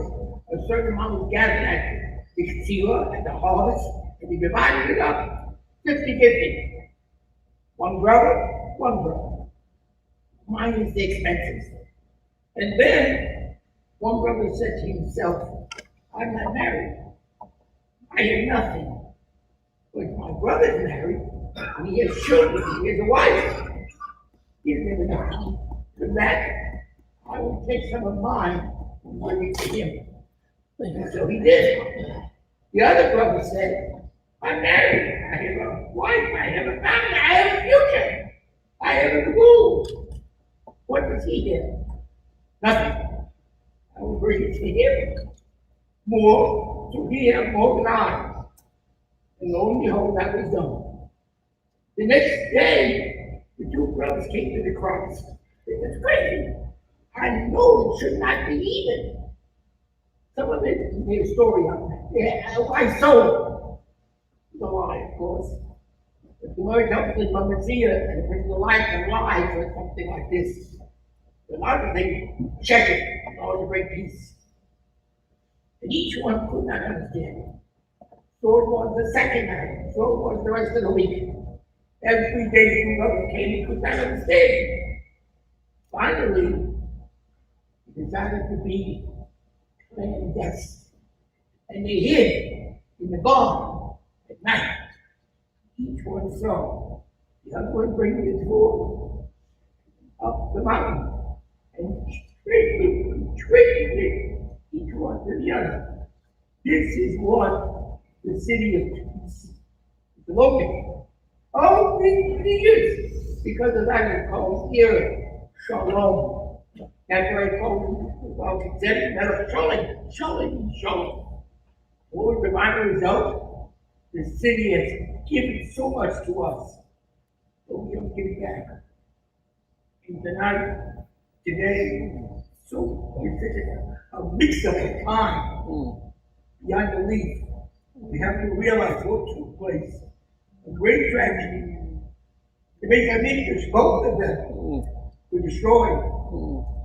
But if you don't have the man behind the gun, if you don't have that, you're the Mexicans. This is what he was. The man behind the gun. Mark 3, good Kabakio, was the mamash. Person who had a richness, yawning, even though he didn't have the son. That could well see to it that we, on this day, as I'll tell us, that in the afternoon of this time, the streets of Yerushalayim were being washed by women and men separately, in order that at night the people could come and eat. This time we have a Tisha B'Av that's not a Tisha B'Av. It's a Yud B'Av. Many people make her at this time because they have many reasons they make her when Tisha B'Av falls out and be a Nidche. And on top of that, the Nidche is most unusual because a person is involved with other Nidches. Like this Nidche.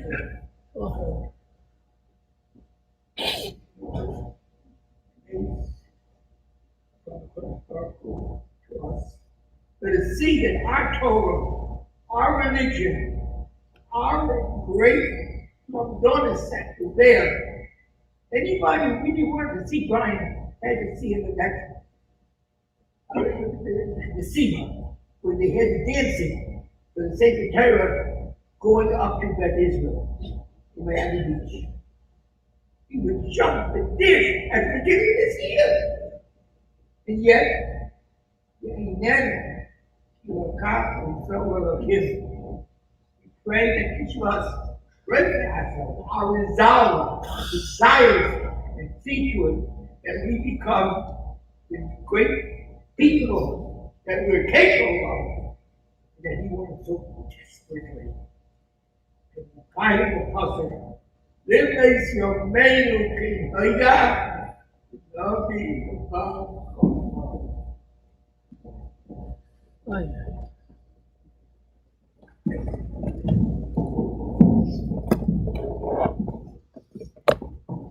Brian's incredible qualities was the ability to make all his friends, each and every one of them, feel like they were his best friend.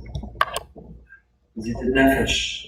That's how he felt about his friends and how he made his friends feel about him. Representing his friends and truly one of his best friends. Avrusa, his Rabbi, called Rabbi Sherman to your share the Hesped. I want to just mention on behalf of the family, express gratitude as we did for the people of Miami Beach, the friends here in Boca. The last 2 years went above and beyond in every which way to show love and support to Brian and to his family. On behalf of the family, we say thank you.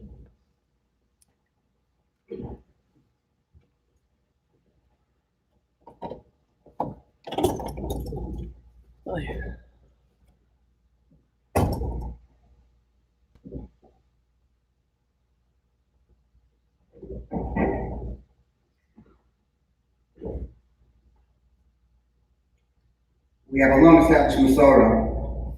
Jewish day starts in the evening, ends in the day. Shabbos, of course, starts on Friday night. However, in the world of Kachim, that's not true. In fact, it's just the opposite. Starts with the day and ends with the night. Shechar party during the day, and you offer it over the course of the evening. And so the obvious question is, why the flood? I heard a wonderful Chasam Sofer. Chasam Sofer says that for the rest of us, so our day begins with night.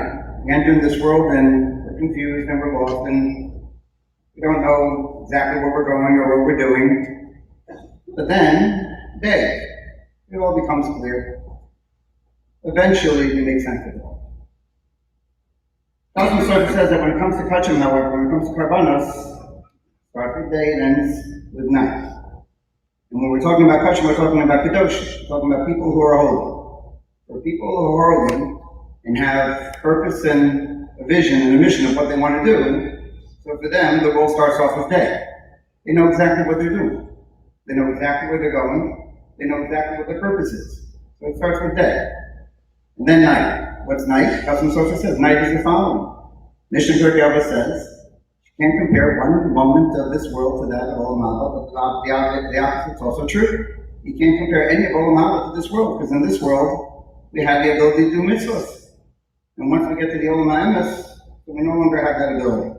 In that regard, it's night. I'm going to speak for just a couple minutes about our Kodesh. Baruch Tzvi and Rabbi Nasi.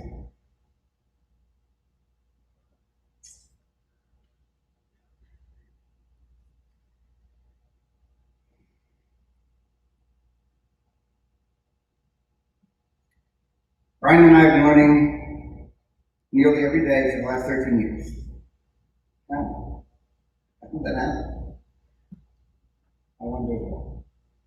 About 30 years ago, Brian and I went to Yeshiva together in Eretz Yisrael, went to a place called Yerushalayim. Two of us spent a couple of years, let's just say, with some well-needed growth. Sorry, Brian.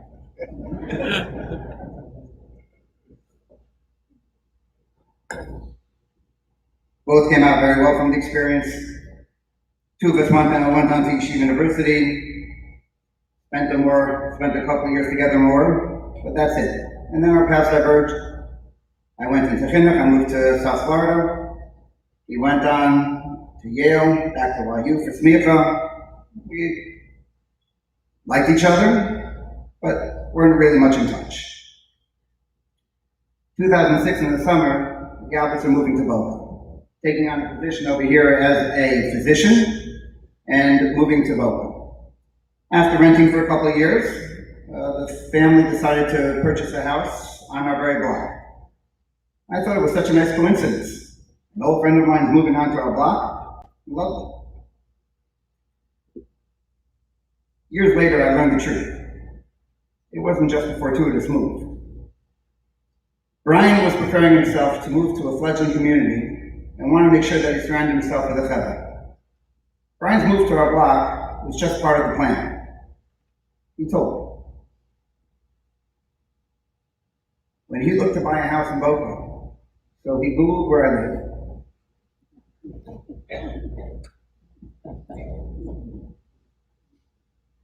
He told the realtor, that's the block. Well, what house is available? Doesn't matter. That's the block. That's where I'm going to live. Oh, my best friend is a stalker.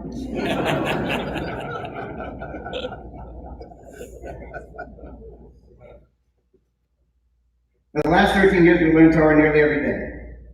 Friendship is built on love of Torah and love of Hashem. We learn together while holding newborns in our laps, more him than me. We learn while watching our children grow up together.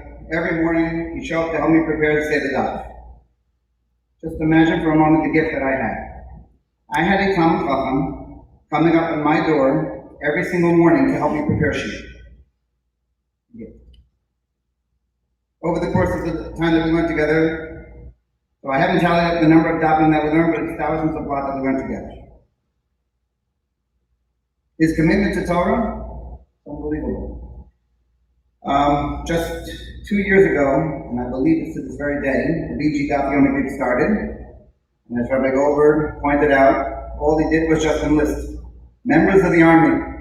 Come, let's learn the Daf. Turn to people who, I don't know why he asked, hey, you should learn the Daf. But Brian knows better. And he pointed to various people around the community, around the world, and he said, you should learn the Daf. Now, I can't tell you how many people on the group are actually committed to learning the Daf, but just for argument's sake, let's say 100 people on the group are learning the Daf, and that is true for the last 2 years. That's 70,000 blot of Gemara that has been learned in the last 2 years just based on his initiative.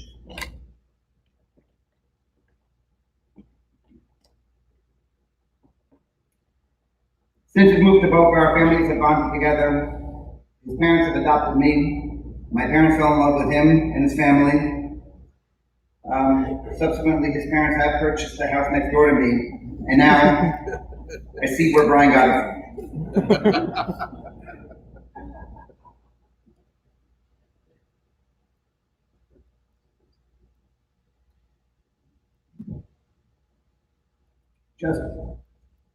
It's going to be a little tough for me to get to the next part, but I'm going to do it. My father had such a special place in his heart for Brian. Love him. Just recently, I was able to sneak my father into the house. Brian at this point in time wasn't communicating much, never excited to see me. Well, that's not true. Once upon a time he was. But seeing me was normal and rodent, no reaction. But he saw my father. Raised his face up. Ron, you should know how much my father loved you.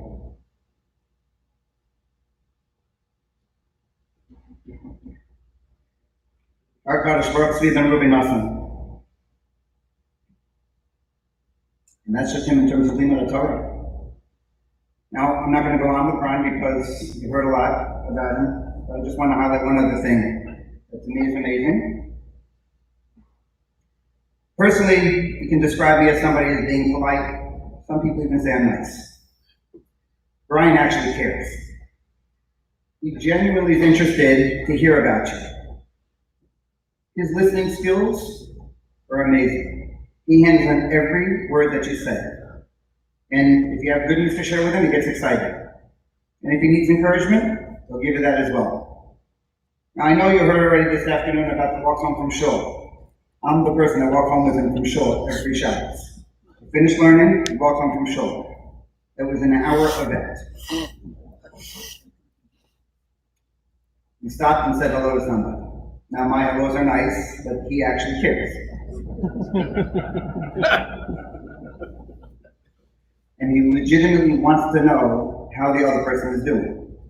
And given that opening, that other person just shares and opens up with Brian in ways that can only express to you my jealousy. He's with me on this one. I come home from shul on Shabbos. Wife is waiting, family is waiting, guests are waiting for me. And I say, I walk home with Brian. Everyone understood.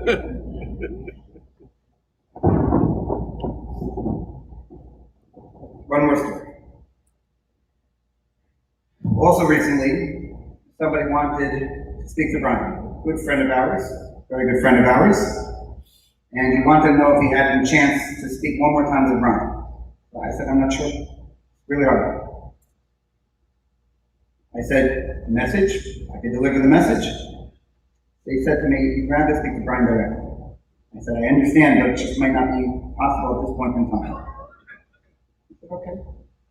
It wasn't possible for him to speak to Brian at that point in time, but I told him I'll certainly communicate a message. And he told me the following, that after a number of years where his son was not running in yeshiva, so his son this coming September is making his way back into yeshiva, and he's going to reunite with his friends and learn back in yeshiva again. So I told our friend, look, I think that's wonderful, and I certainly appreciate the fact that you want to talk to Brian, but why do you need to tell him this information directly? And the answer that he gave me is exactly the answer that I knew. He says, because Brian actually cares. He genuinely cares. Everyone I know is excited to speak to Brian. Everybody. I'm also excited to speak to Brian. I got the chance to speak to him every single day. Why? Why is everyone so excited to speak to him? I know the answer.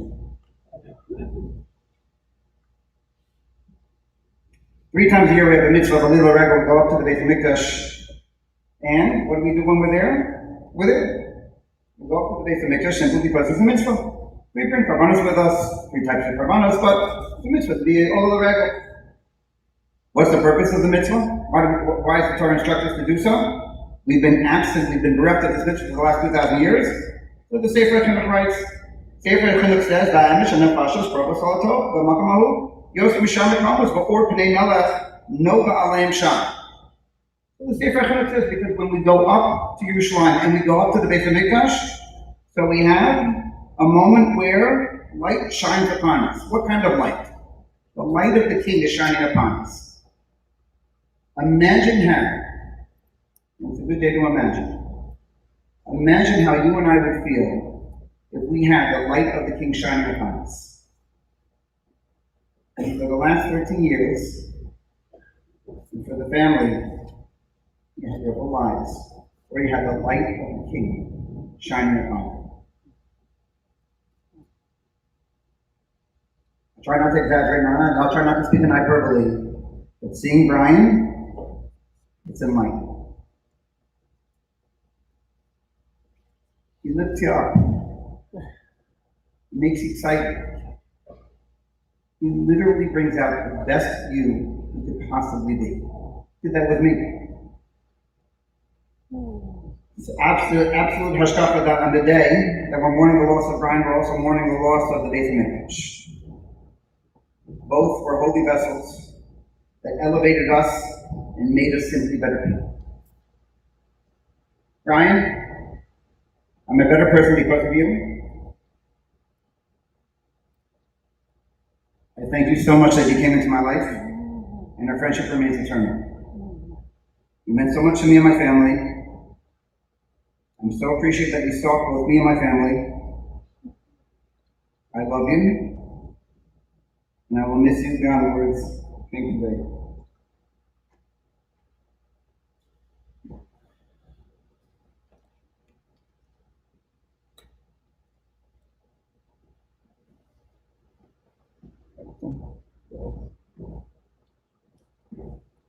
A few more has stated.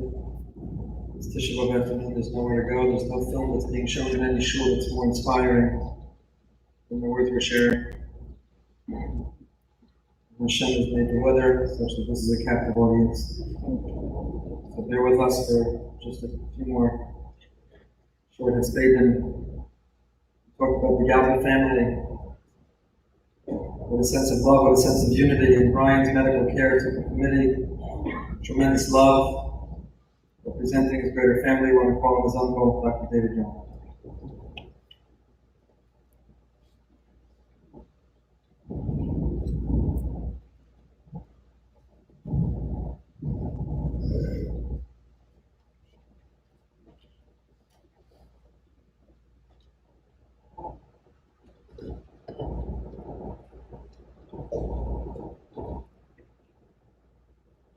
much has been said.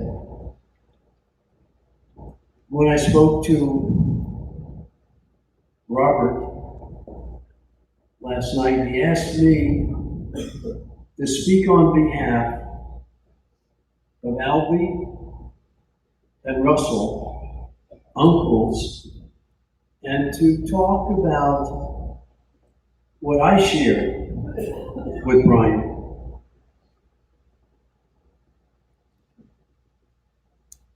In addition to trying to do this, I'm going to perhaps give a different perspective of Brian as the ultimate physician. First, to the children, Shoshana, Gaby, Sender, Karen, Ozzy, Rayleigh, Leva, and Ella.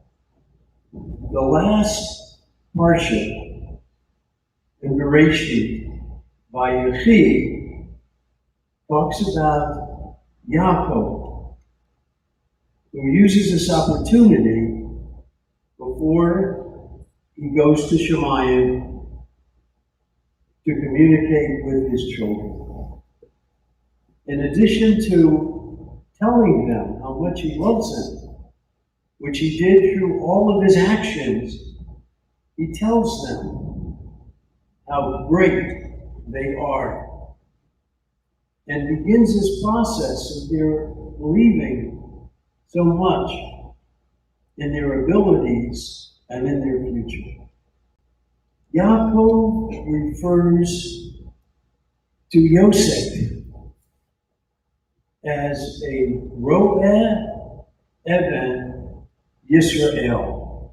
Perhaps it could be interpreted as the shepherd of the stone Israel, or perhaps the right interpretation is he is the shepherd and the stone of the future of all of his family and of Israel. The interpretation from Onkelos says that Eben is Av and Dain, father and son. A person who has and has been, we know,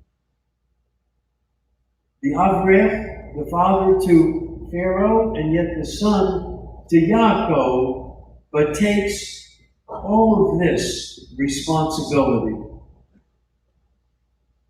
Of course, the neshama of your father will continue to be the roeh for all of you.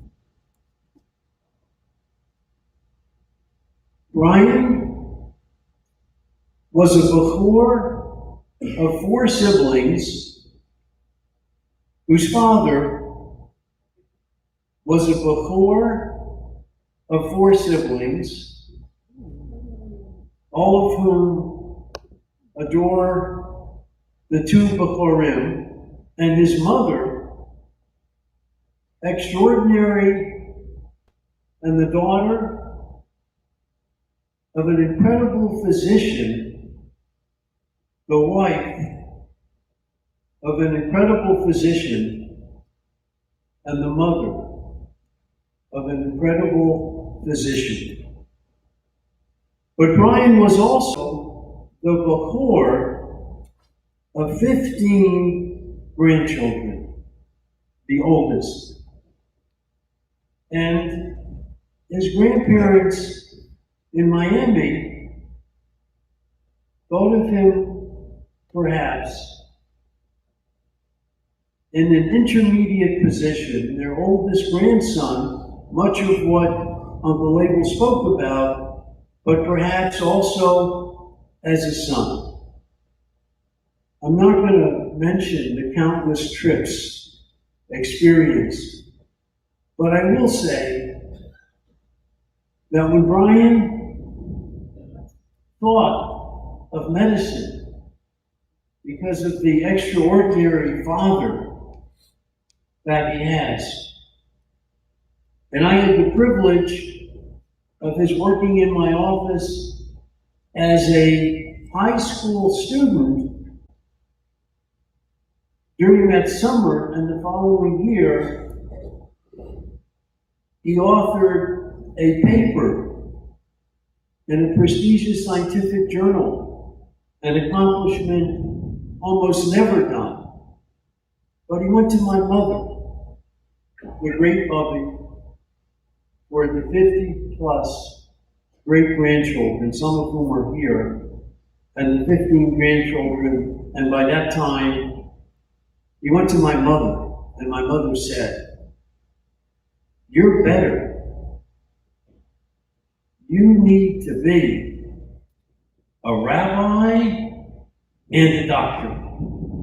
It's not enough for you to be one, like perhaps my brother, or the other, like perhaps my sons, but you must be both." So what your father has told you in his words, but we know more as a family tradition in his actions, is the belief of what you all are and are going to become. It was very difficult as Brian went to Yeshiva University and excelled. He had a tough choice to make. Does he go to Albert Einstein, where his heart said, "I will be like my father and mother," the wonderful memories of growing up during the many years of training that Robert had here? Or do I go to Yale? Yale was a school, modern paradox today. Ring inserts are Hebrew, the language study, but very few Orthodox Jews went there.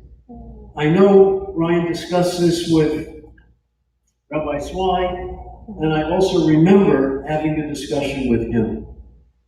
And he asked my opinion. After all, we'd written a paper, we'd spoken a little bit about medicine, and I said either school would be exceptional. But what would you do, Uncle David? And I said, if you go to Yale, you will begin that secular part in your career of becoming the greatest Kiddush Hashem in the world that is perhaps more the doctor and not the rabbinical. Brian became a great physician, but he was a doctor of the heart. And if you'll indulge me, perhaps I can share 3 lessons from the heart which impacted on his life. The first is pure anatomy. The heart is really 2 parts.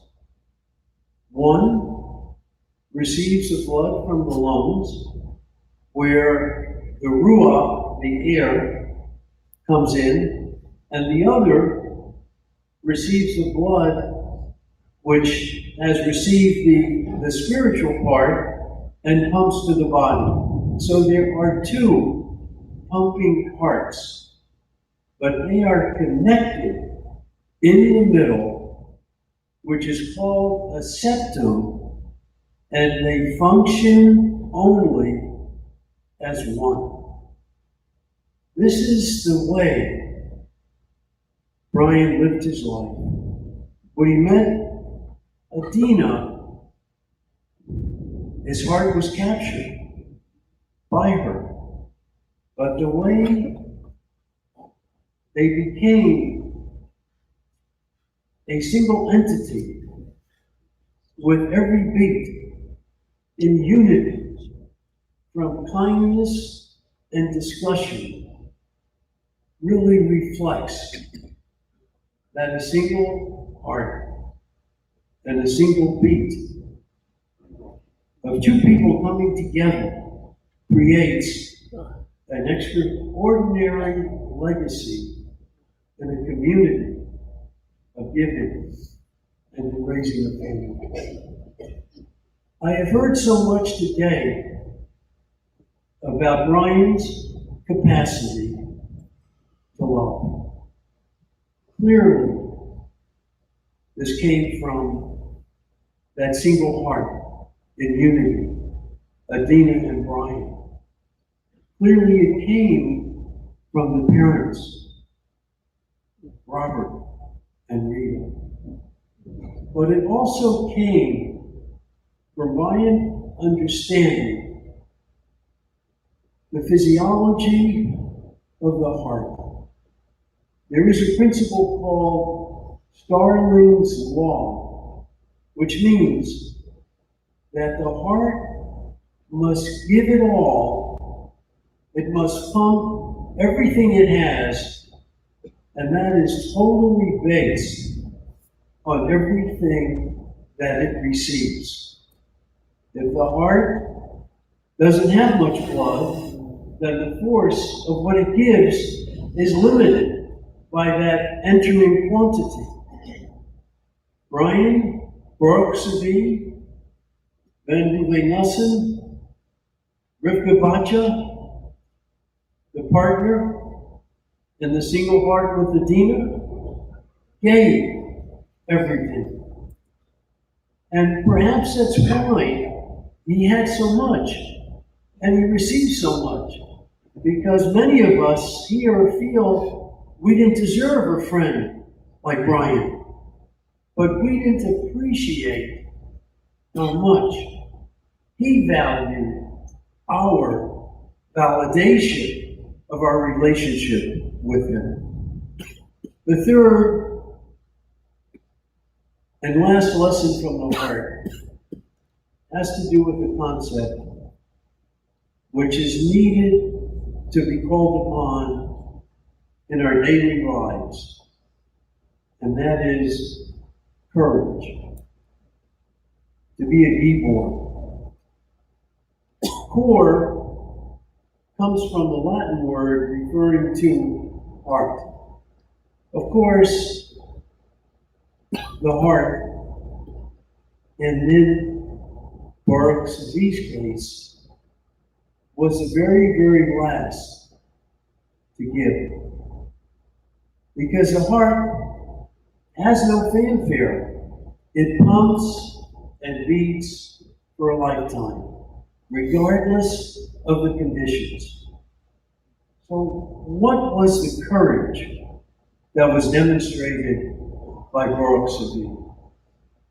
It's too much to count all, but allow me to share. It was a tough decision. I have to learn so much.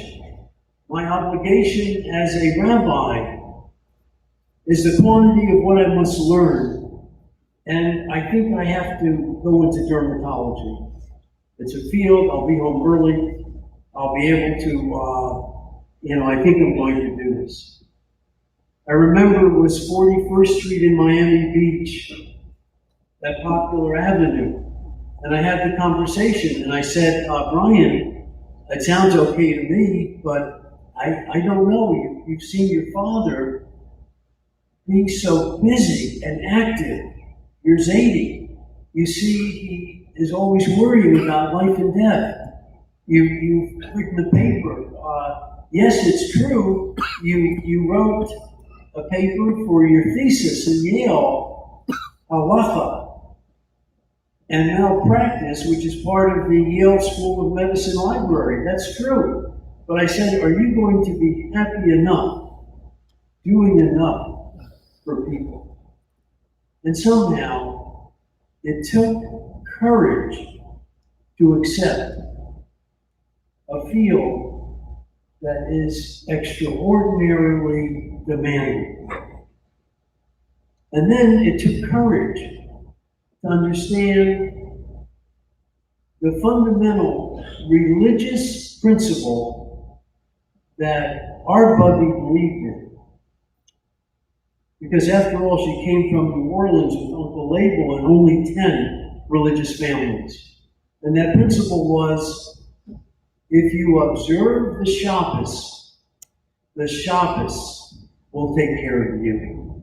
The courage to go through a residency program, stating at the very beginning, I need not to work on Shabbos, but here are my credentials, my sincerity, my integrity. And then proving to do the most work, to accomplish the greatest things without any sense of entitlement. That's being a B-board. That's courage. And finally, when Brian recognized the illness over the past 2.5 years, he approached it with more courage than any person I've encountered. It was a belief that his family counted the most, and every single minute had to be lived with doing mitzvahs. It was the willingness to try and go beyond normal frontiers. And in that process, the degree, as mentioned earlier, of Dafyomis and learning, which Brian does deserve the credit for, put him way above what he might have influenced had he not had that additional responsibility of medicine and only Rabbanut. And finally, Tehillim. I'm certain, maybe up to 500,000 Kapitula Tehillim said, but I know of one chat that was continuous, where it never ended, that went on for about 17 months. 30,000 Kapitula Tehillim being said.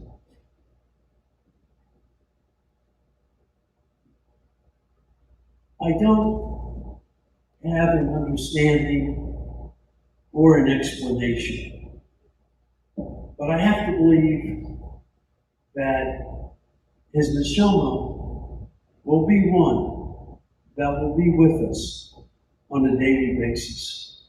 And I know that all of us are better, and I know all of us will strive to follow what was most important in Bora, Sadi, Benube Nelson, with Galbut as well. And he will be there for all of us. Thank you.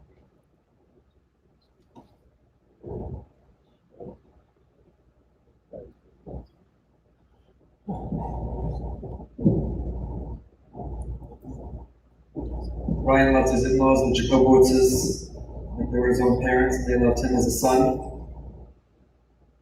To see their devotion and dedication of this last period of time, not only to support their daughter, but to love their son from this period, has been outstanding. I want to call Ryan's other father, Rabbi David Galbut. Sure.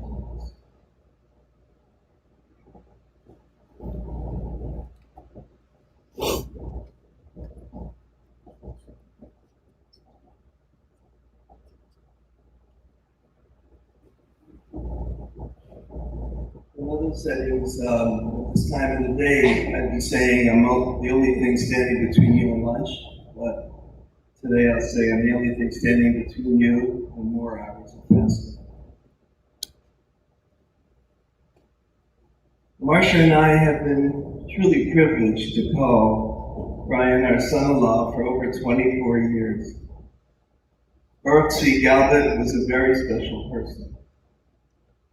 Uniquely brilliant, a compassionate doctor, a gifted mentor who drank in Torah knowledge on every occasion with an unslakable thirst.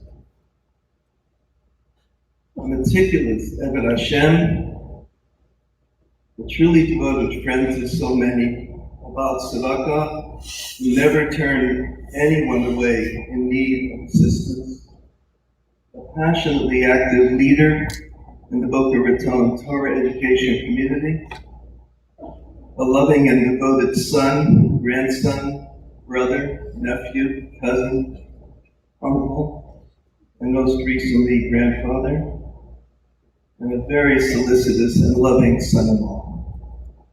Most of all, Brian was an off-the-charts husband to Adina and a father to their 7 beautiful children and his son-in-law Gabe. Nothing made him prouder than the family that he and Adina had created. The children are simply brimming over with love and optimism about life because of the love and optimism that Brian and Adina poured into them. Brian and Adina have always been distinguished by the serious and meaningful way they lived their Yiddishkeit, and in particular by their deep and abiding emunah Hashem. Marcia and I watched how Brian and Adina steadily built their children's emunah day after day, year after year. It was this emunah that enabled them to maintain a positive outlook these past 2 difficult years, and that will help them navigate forwards as Brian would want them. Brian never wavered in his emunah. In his struggle, he was assisted at every moment by his dear Adina, who showed him so much true love and respect during every moment of their lives together. His parents, Robert and Rita, displayed unmatched determination and perseverance in seeking to support Brian during the last 2 years, as they have done in such an exemplary way his entire life, every day of his entire life. A few months ago, I was learning Gemara Ksubas with Arusa, and I came across an Agadata that just was like a marquee for Brian. It goes as follows. The Aramaic is a little tricky, so I'll just go with the English. It was a great Amora called Rabbi Shua ben Levi. This is on Ketubot 77b. When he was on the verge of dying, the angel of death was told, go and perform his bidding. Namely, see what Rabbi Shua ben Levi wants. How does he want to pass? As he's a righteous man and deserves to die in the manner that he sees fit. The angel of death went and appeared to him.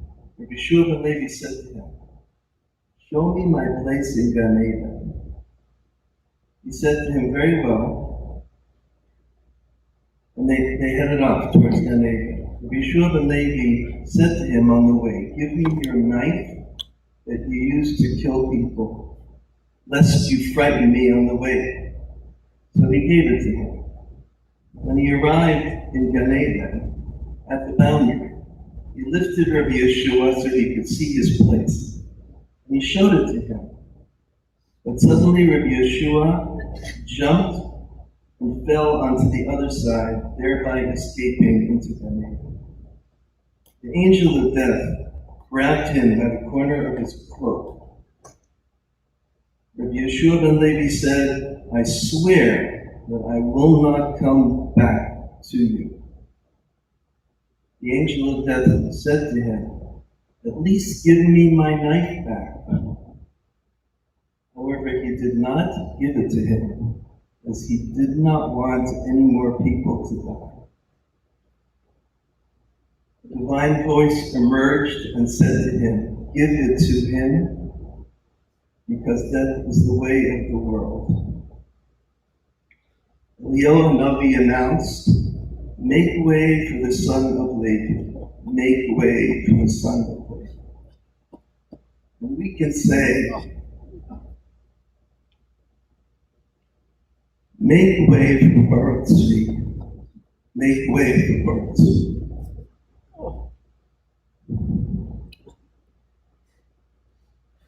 who sought to heal, who sought to thwart death, whose memory will be cherished by all who were privileged to know him and to be touched by his Nishmat Chaim.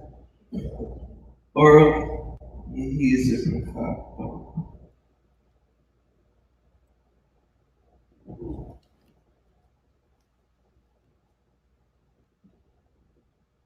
Final two short Hespeden. And I call representing all of Brian's nieces and nephews whom he loved and cherished and found a way to spend time with. Call next.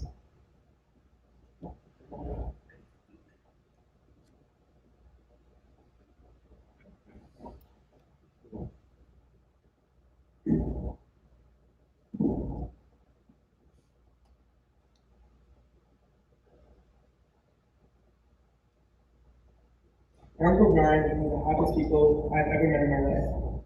He always had a smile on his face, no matter the circumstance or situation. Even at the worst of times, such as 2 years ago, when he was first diagnosed. On the day of that diagnosis, Sister Bailey, having just returned from Israel a week ago, asked my Uncle Brian if he had time to go through his library to search for the perfect array of books he really to learn and study. Even after discovering his horrible diagnosis, my Uncle Brian happily agreed to help David. 2 hours later, after searching the library, my Uncle Brian showed no sign of sadness. He was extremely happy to be able to help his niece.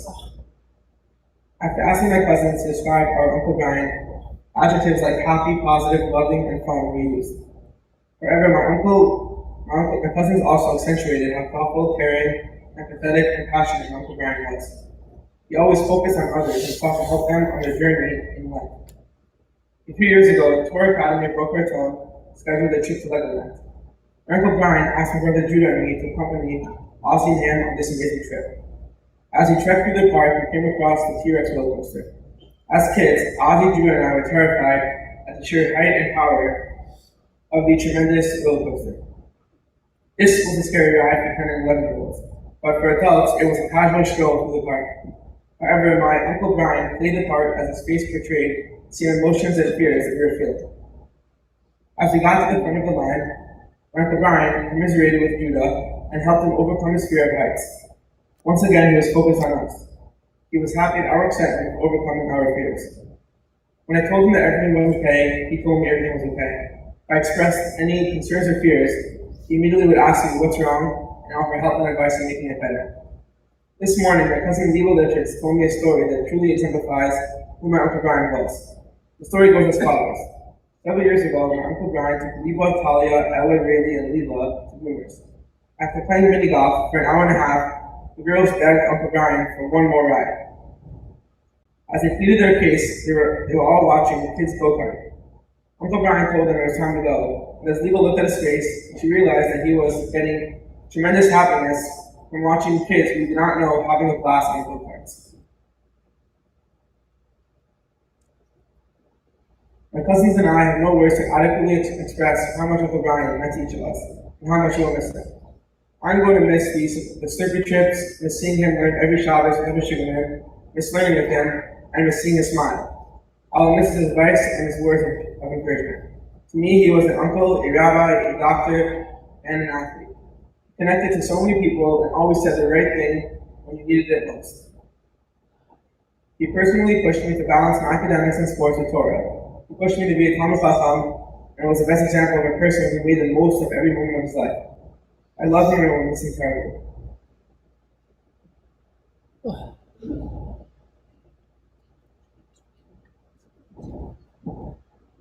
Final speaker this afternoon, representing Brian's cousins with whom he felt so close. His cousin Eric and Hanan.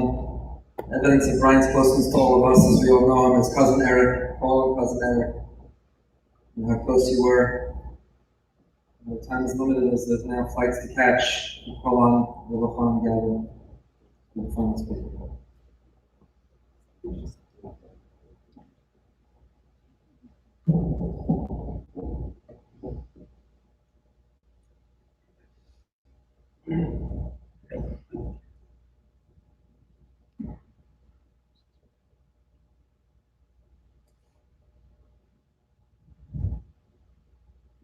Rabbi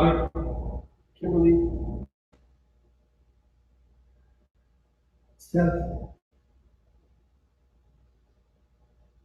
no American Harry, of course, Dina, and all of my sweet cousins, who I love so much. I'm not sure I can do a good job, honestly. For all of us, our cousins, spouses, their children, who loved you, Brian, loved you, Baruch Tzvi, without words can describe. So much to say, and so little time on the way to Eretz Yisrael. Zeh Shar Shomayim, to bring you closer to the Malkam HaMikdash, should be rebuilt B'Karov, closer to our Rabbi and Zedi. Oy ki nofla hateres, our crown has fallen, our splendor, our majesty has ceased, but it's not over. I was looking through my phone, I noticed, as I'm sure maybe many of you who might have had an active WhatsApp with cousin Baruch Tzvi, I noticed one video. It was him with a Choshev Yid who came to visit him in Boca, a beautiful Jew, an opportunity for a mitzvah. He sends me a WhatsApp, a video message to see it. And it starts off like this. Baruch,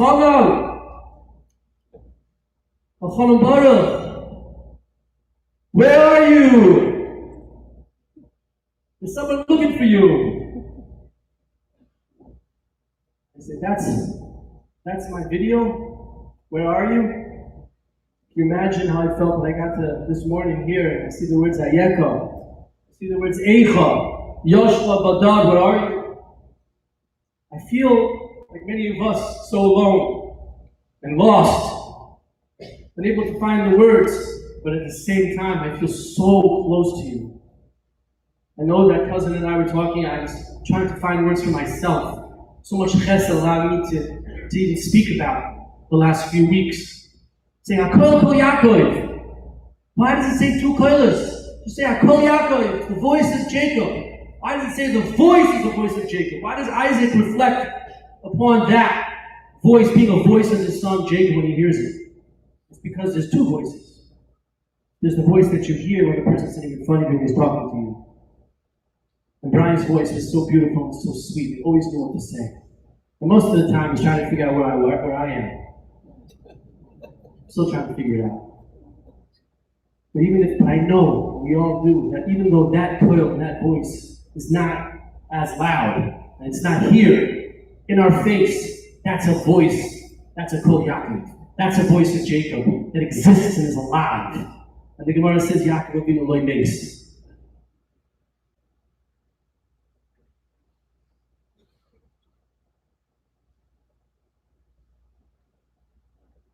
I wrote here, I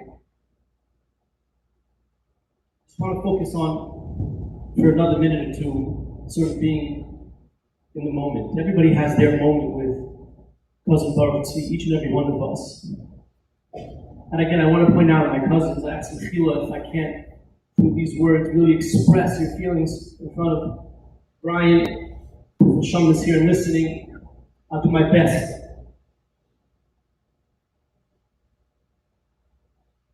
To live in the moment is to see Baruch Tzvi in the last 2 years of his life, holding Sifrei Torah and dancing with them, as on the label mentioned a few minutes ago. And I was thinking about that mitzvah, and how we love it so much, which is the last mitzvah in the Torah. Ato kisku lochem es hashira hazois. Now you should write for yourself, lochem, a song. The Torah is called a song. Why is the Torah called a song? Because if you approach your life with Torah, you're living a dream. You're living a beautiful song. Baruch Tzvi wanted all of us to know that. And each and every letter in the Torah was special to him. He loved every letter. And not only every letter, he loved every space between every letter. So I want to tell you, living in the moment, a very important part that I saw, that I think for me, and I'm going to tell it to Baruch Tzvi. I used to tell Baruch Tzvi all the time, different Baruch, call him up. It's not going to stop for me. I'm going to share many, Baruch Tzvi, I found a good part, you love this one. And they'll tell me I hear it. Or they'll tell me that's a great fart. They'll make sure I know how he felt about it. So I saw, in Rabbi Kluger's Sefer, my soul desire. He writes there that when Yaakov Avinu died, which is right before the Galbut Mitzrayim, right before we were sent to Egypt, it says there, Rashi points out that as soon as he died, the eyes and the hearts of Bnei Yisrael became closed. There's a part of us that couldn't survive anymore in the same way. Couldn't see with the soul clarity. Now that area that in the Torah that connects the two parshas Vayigash and Vayechi, classically should have had some spaces, a minimum of 9 open letter spaces to separate those two parshas. It was in order to give Moshe Rabbeinu was given the Torah and to teach us some time to contemplate and to think about what was being given over, so that he can give it over better to Klal Yisrael. And that particular combination of the parshas where Yaakov Avinu dies, it says there's no psucha, there's no openings, closed space. And with that, Rashi says it's because the eyes and the hearts of Bnei Yisrael were closed. They were closed because they couldn't think, because they were short breath, because of the suffering of the Galbut. And I was thinking of the letter Pei. It reflects, typically you'll see the letter Pei in the Chumash, it reflects the psucha, which should be the opening.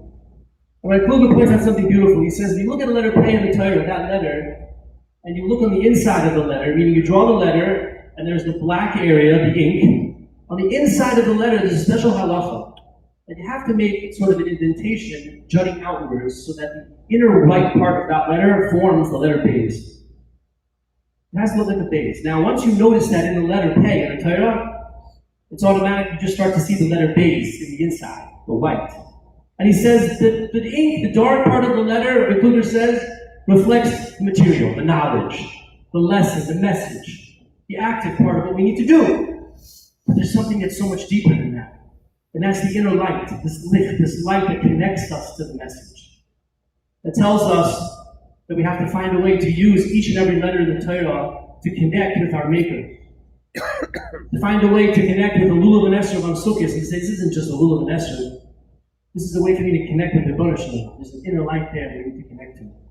And I was thinking, what's the message? Why am I thinking about this, obsessing over this the last few days?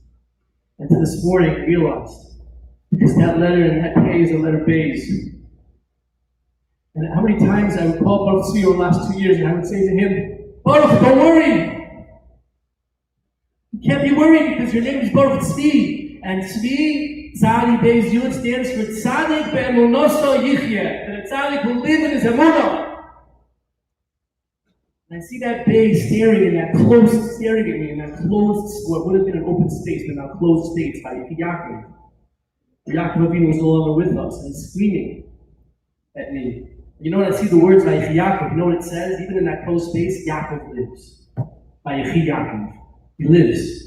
Why those two words reflected in that closed space? Because you can find a light in any moment. It seems to be a moment of darkness. Baruch Tzvi was our light. You have to remember that forever. I ask Mechila, Baruch Tzvi, on behalf of myself, on behalf of my wife and our children, and all the cousins, and any of the Mishpacha that requires Mechila, for anything that you might have done during your life to you. I might have been pagay in your comment, or been, God forbid, an insult, or hurt you in any way. Please be mindful of us. We love you, we will remember you and cherish you always, and Hashem wrap you up in eternal life. Thank you for being my Rebbe Shemayim and teaching us what it means to love Rebbe Shalom.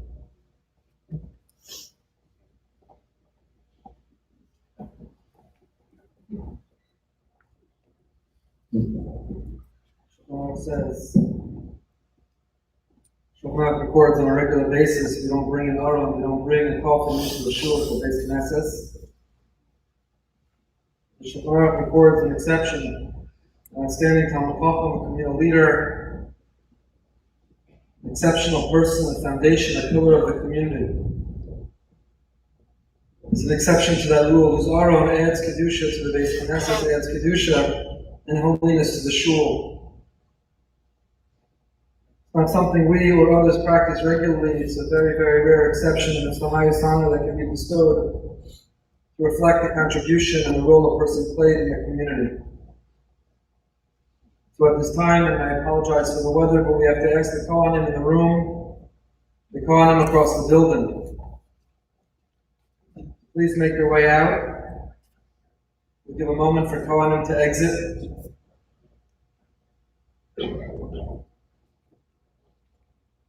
Once the Kohanim have been confirmed to have left the building, I'm going to ask Brian's cousins to step forward. Just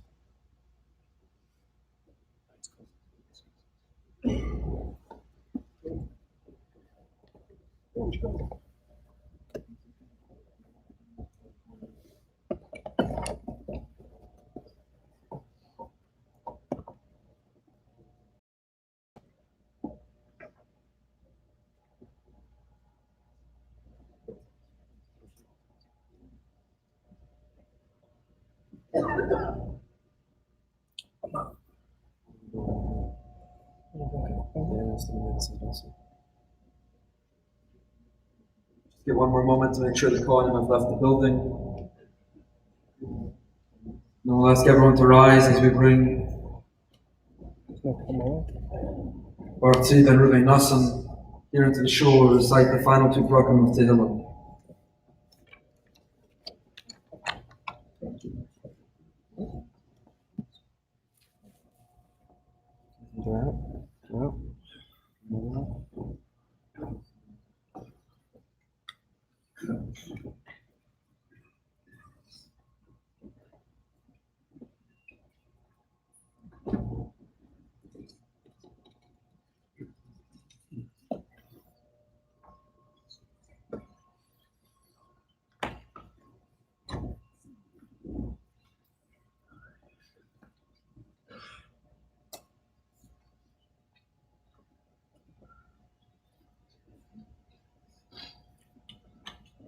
We omit the Kelmali today. Today is called the Moed. We omit Tachnan.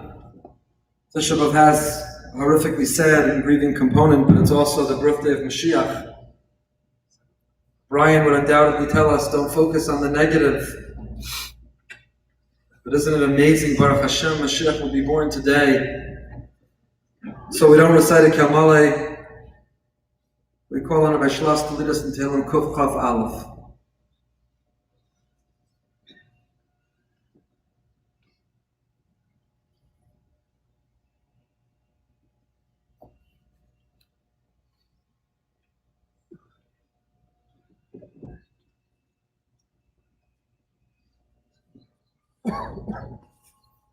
Shalom Aleichem, Sesoina Yel Harim, Me'ayin Yavo Ezri. Ezri, Me'im Adonai, Osei Shamayim V'Orez. Al Yitein Amod Raglecha, Al Yonum Shomerecha. Hinei Lo Yonum V'Lo Yishon, Shomer Yisrael. Adonai Shomecha, Adonai Tzilcha, Yad Yaminecha. Yom HaShemesh Lo Yakeka, V'Yoreach Ba'alayla. Adonai Yishmarcha Mikol Ra, Yishmar Es Nafshecha. Adonai Yishmar Tzizko Vo'echa, Me'ata V'Yad Olam. The final Kapitel Tehillim, call on Rabbi Flug, Tehillim Kuf Lamed.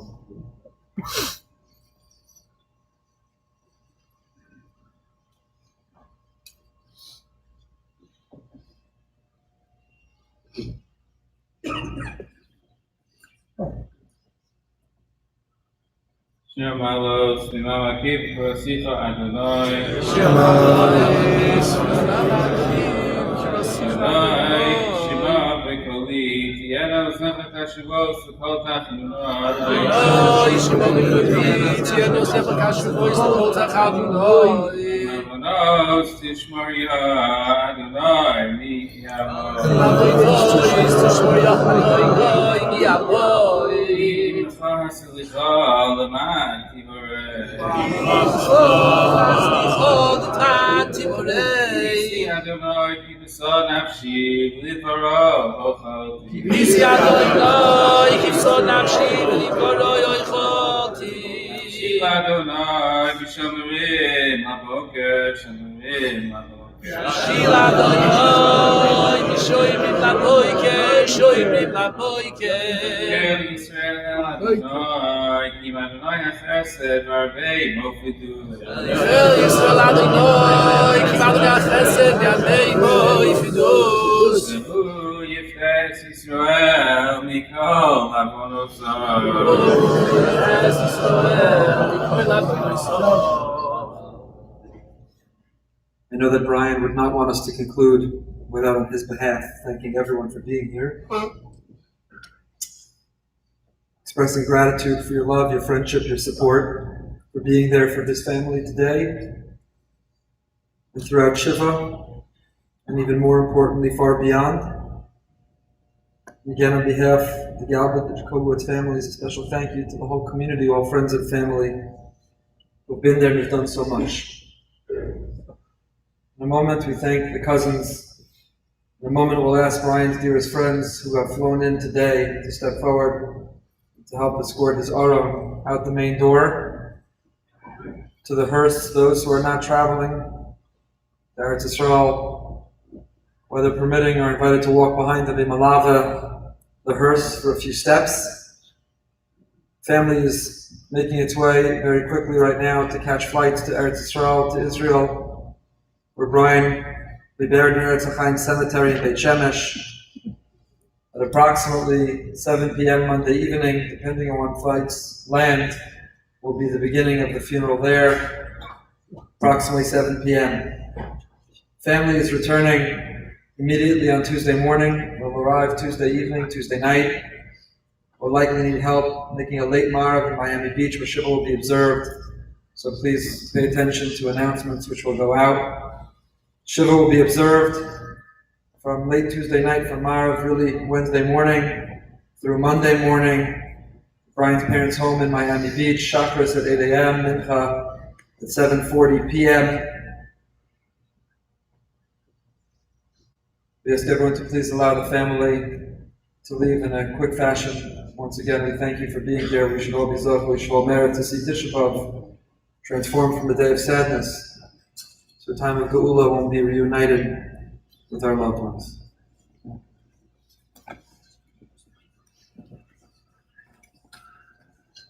Again, if we could ask Brian's friends who've flown in to please step forward.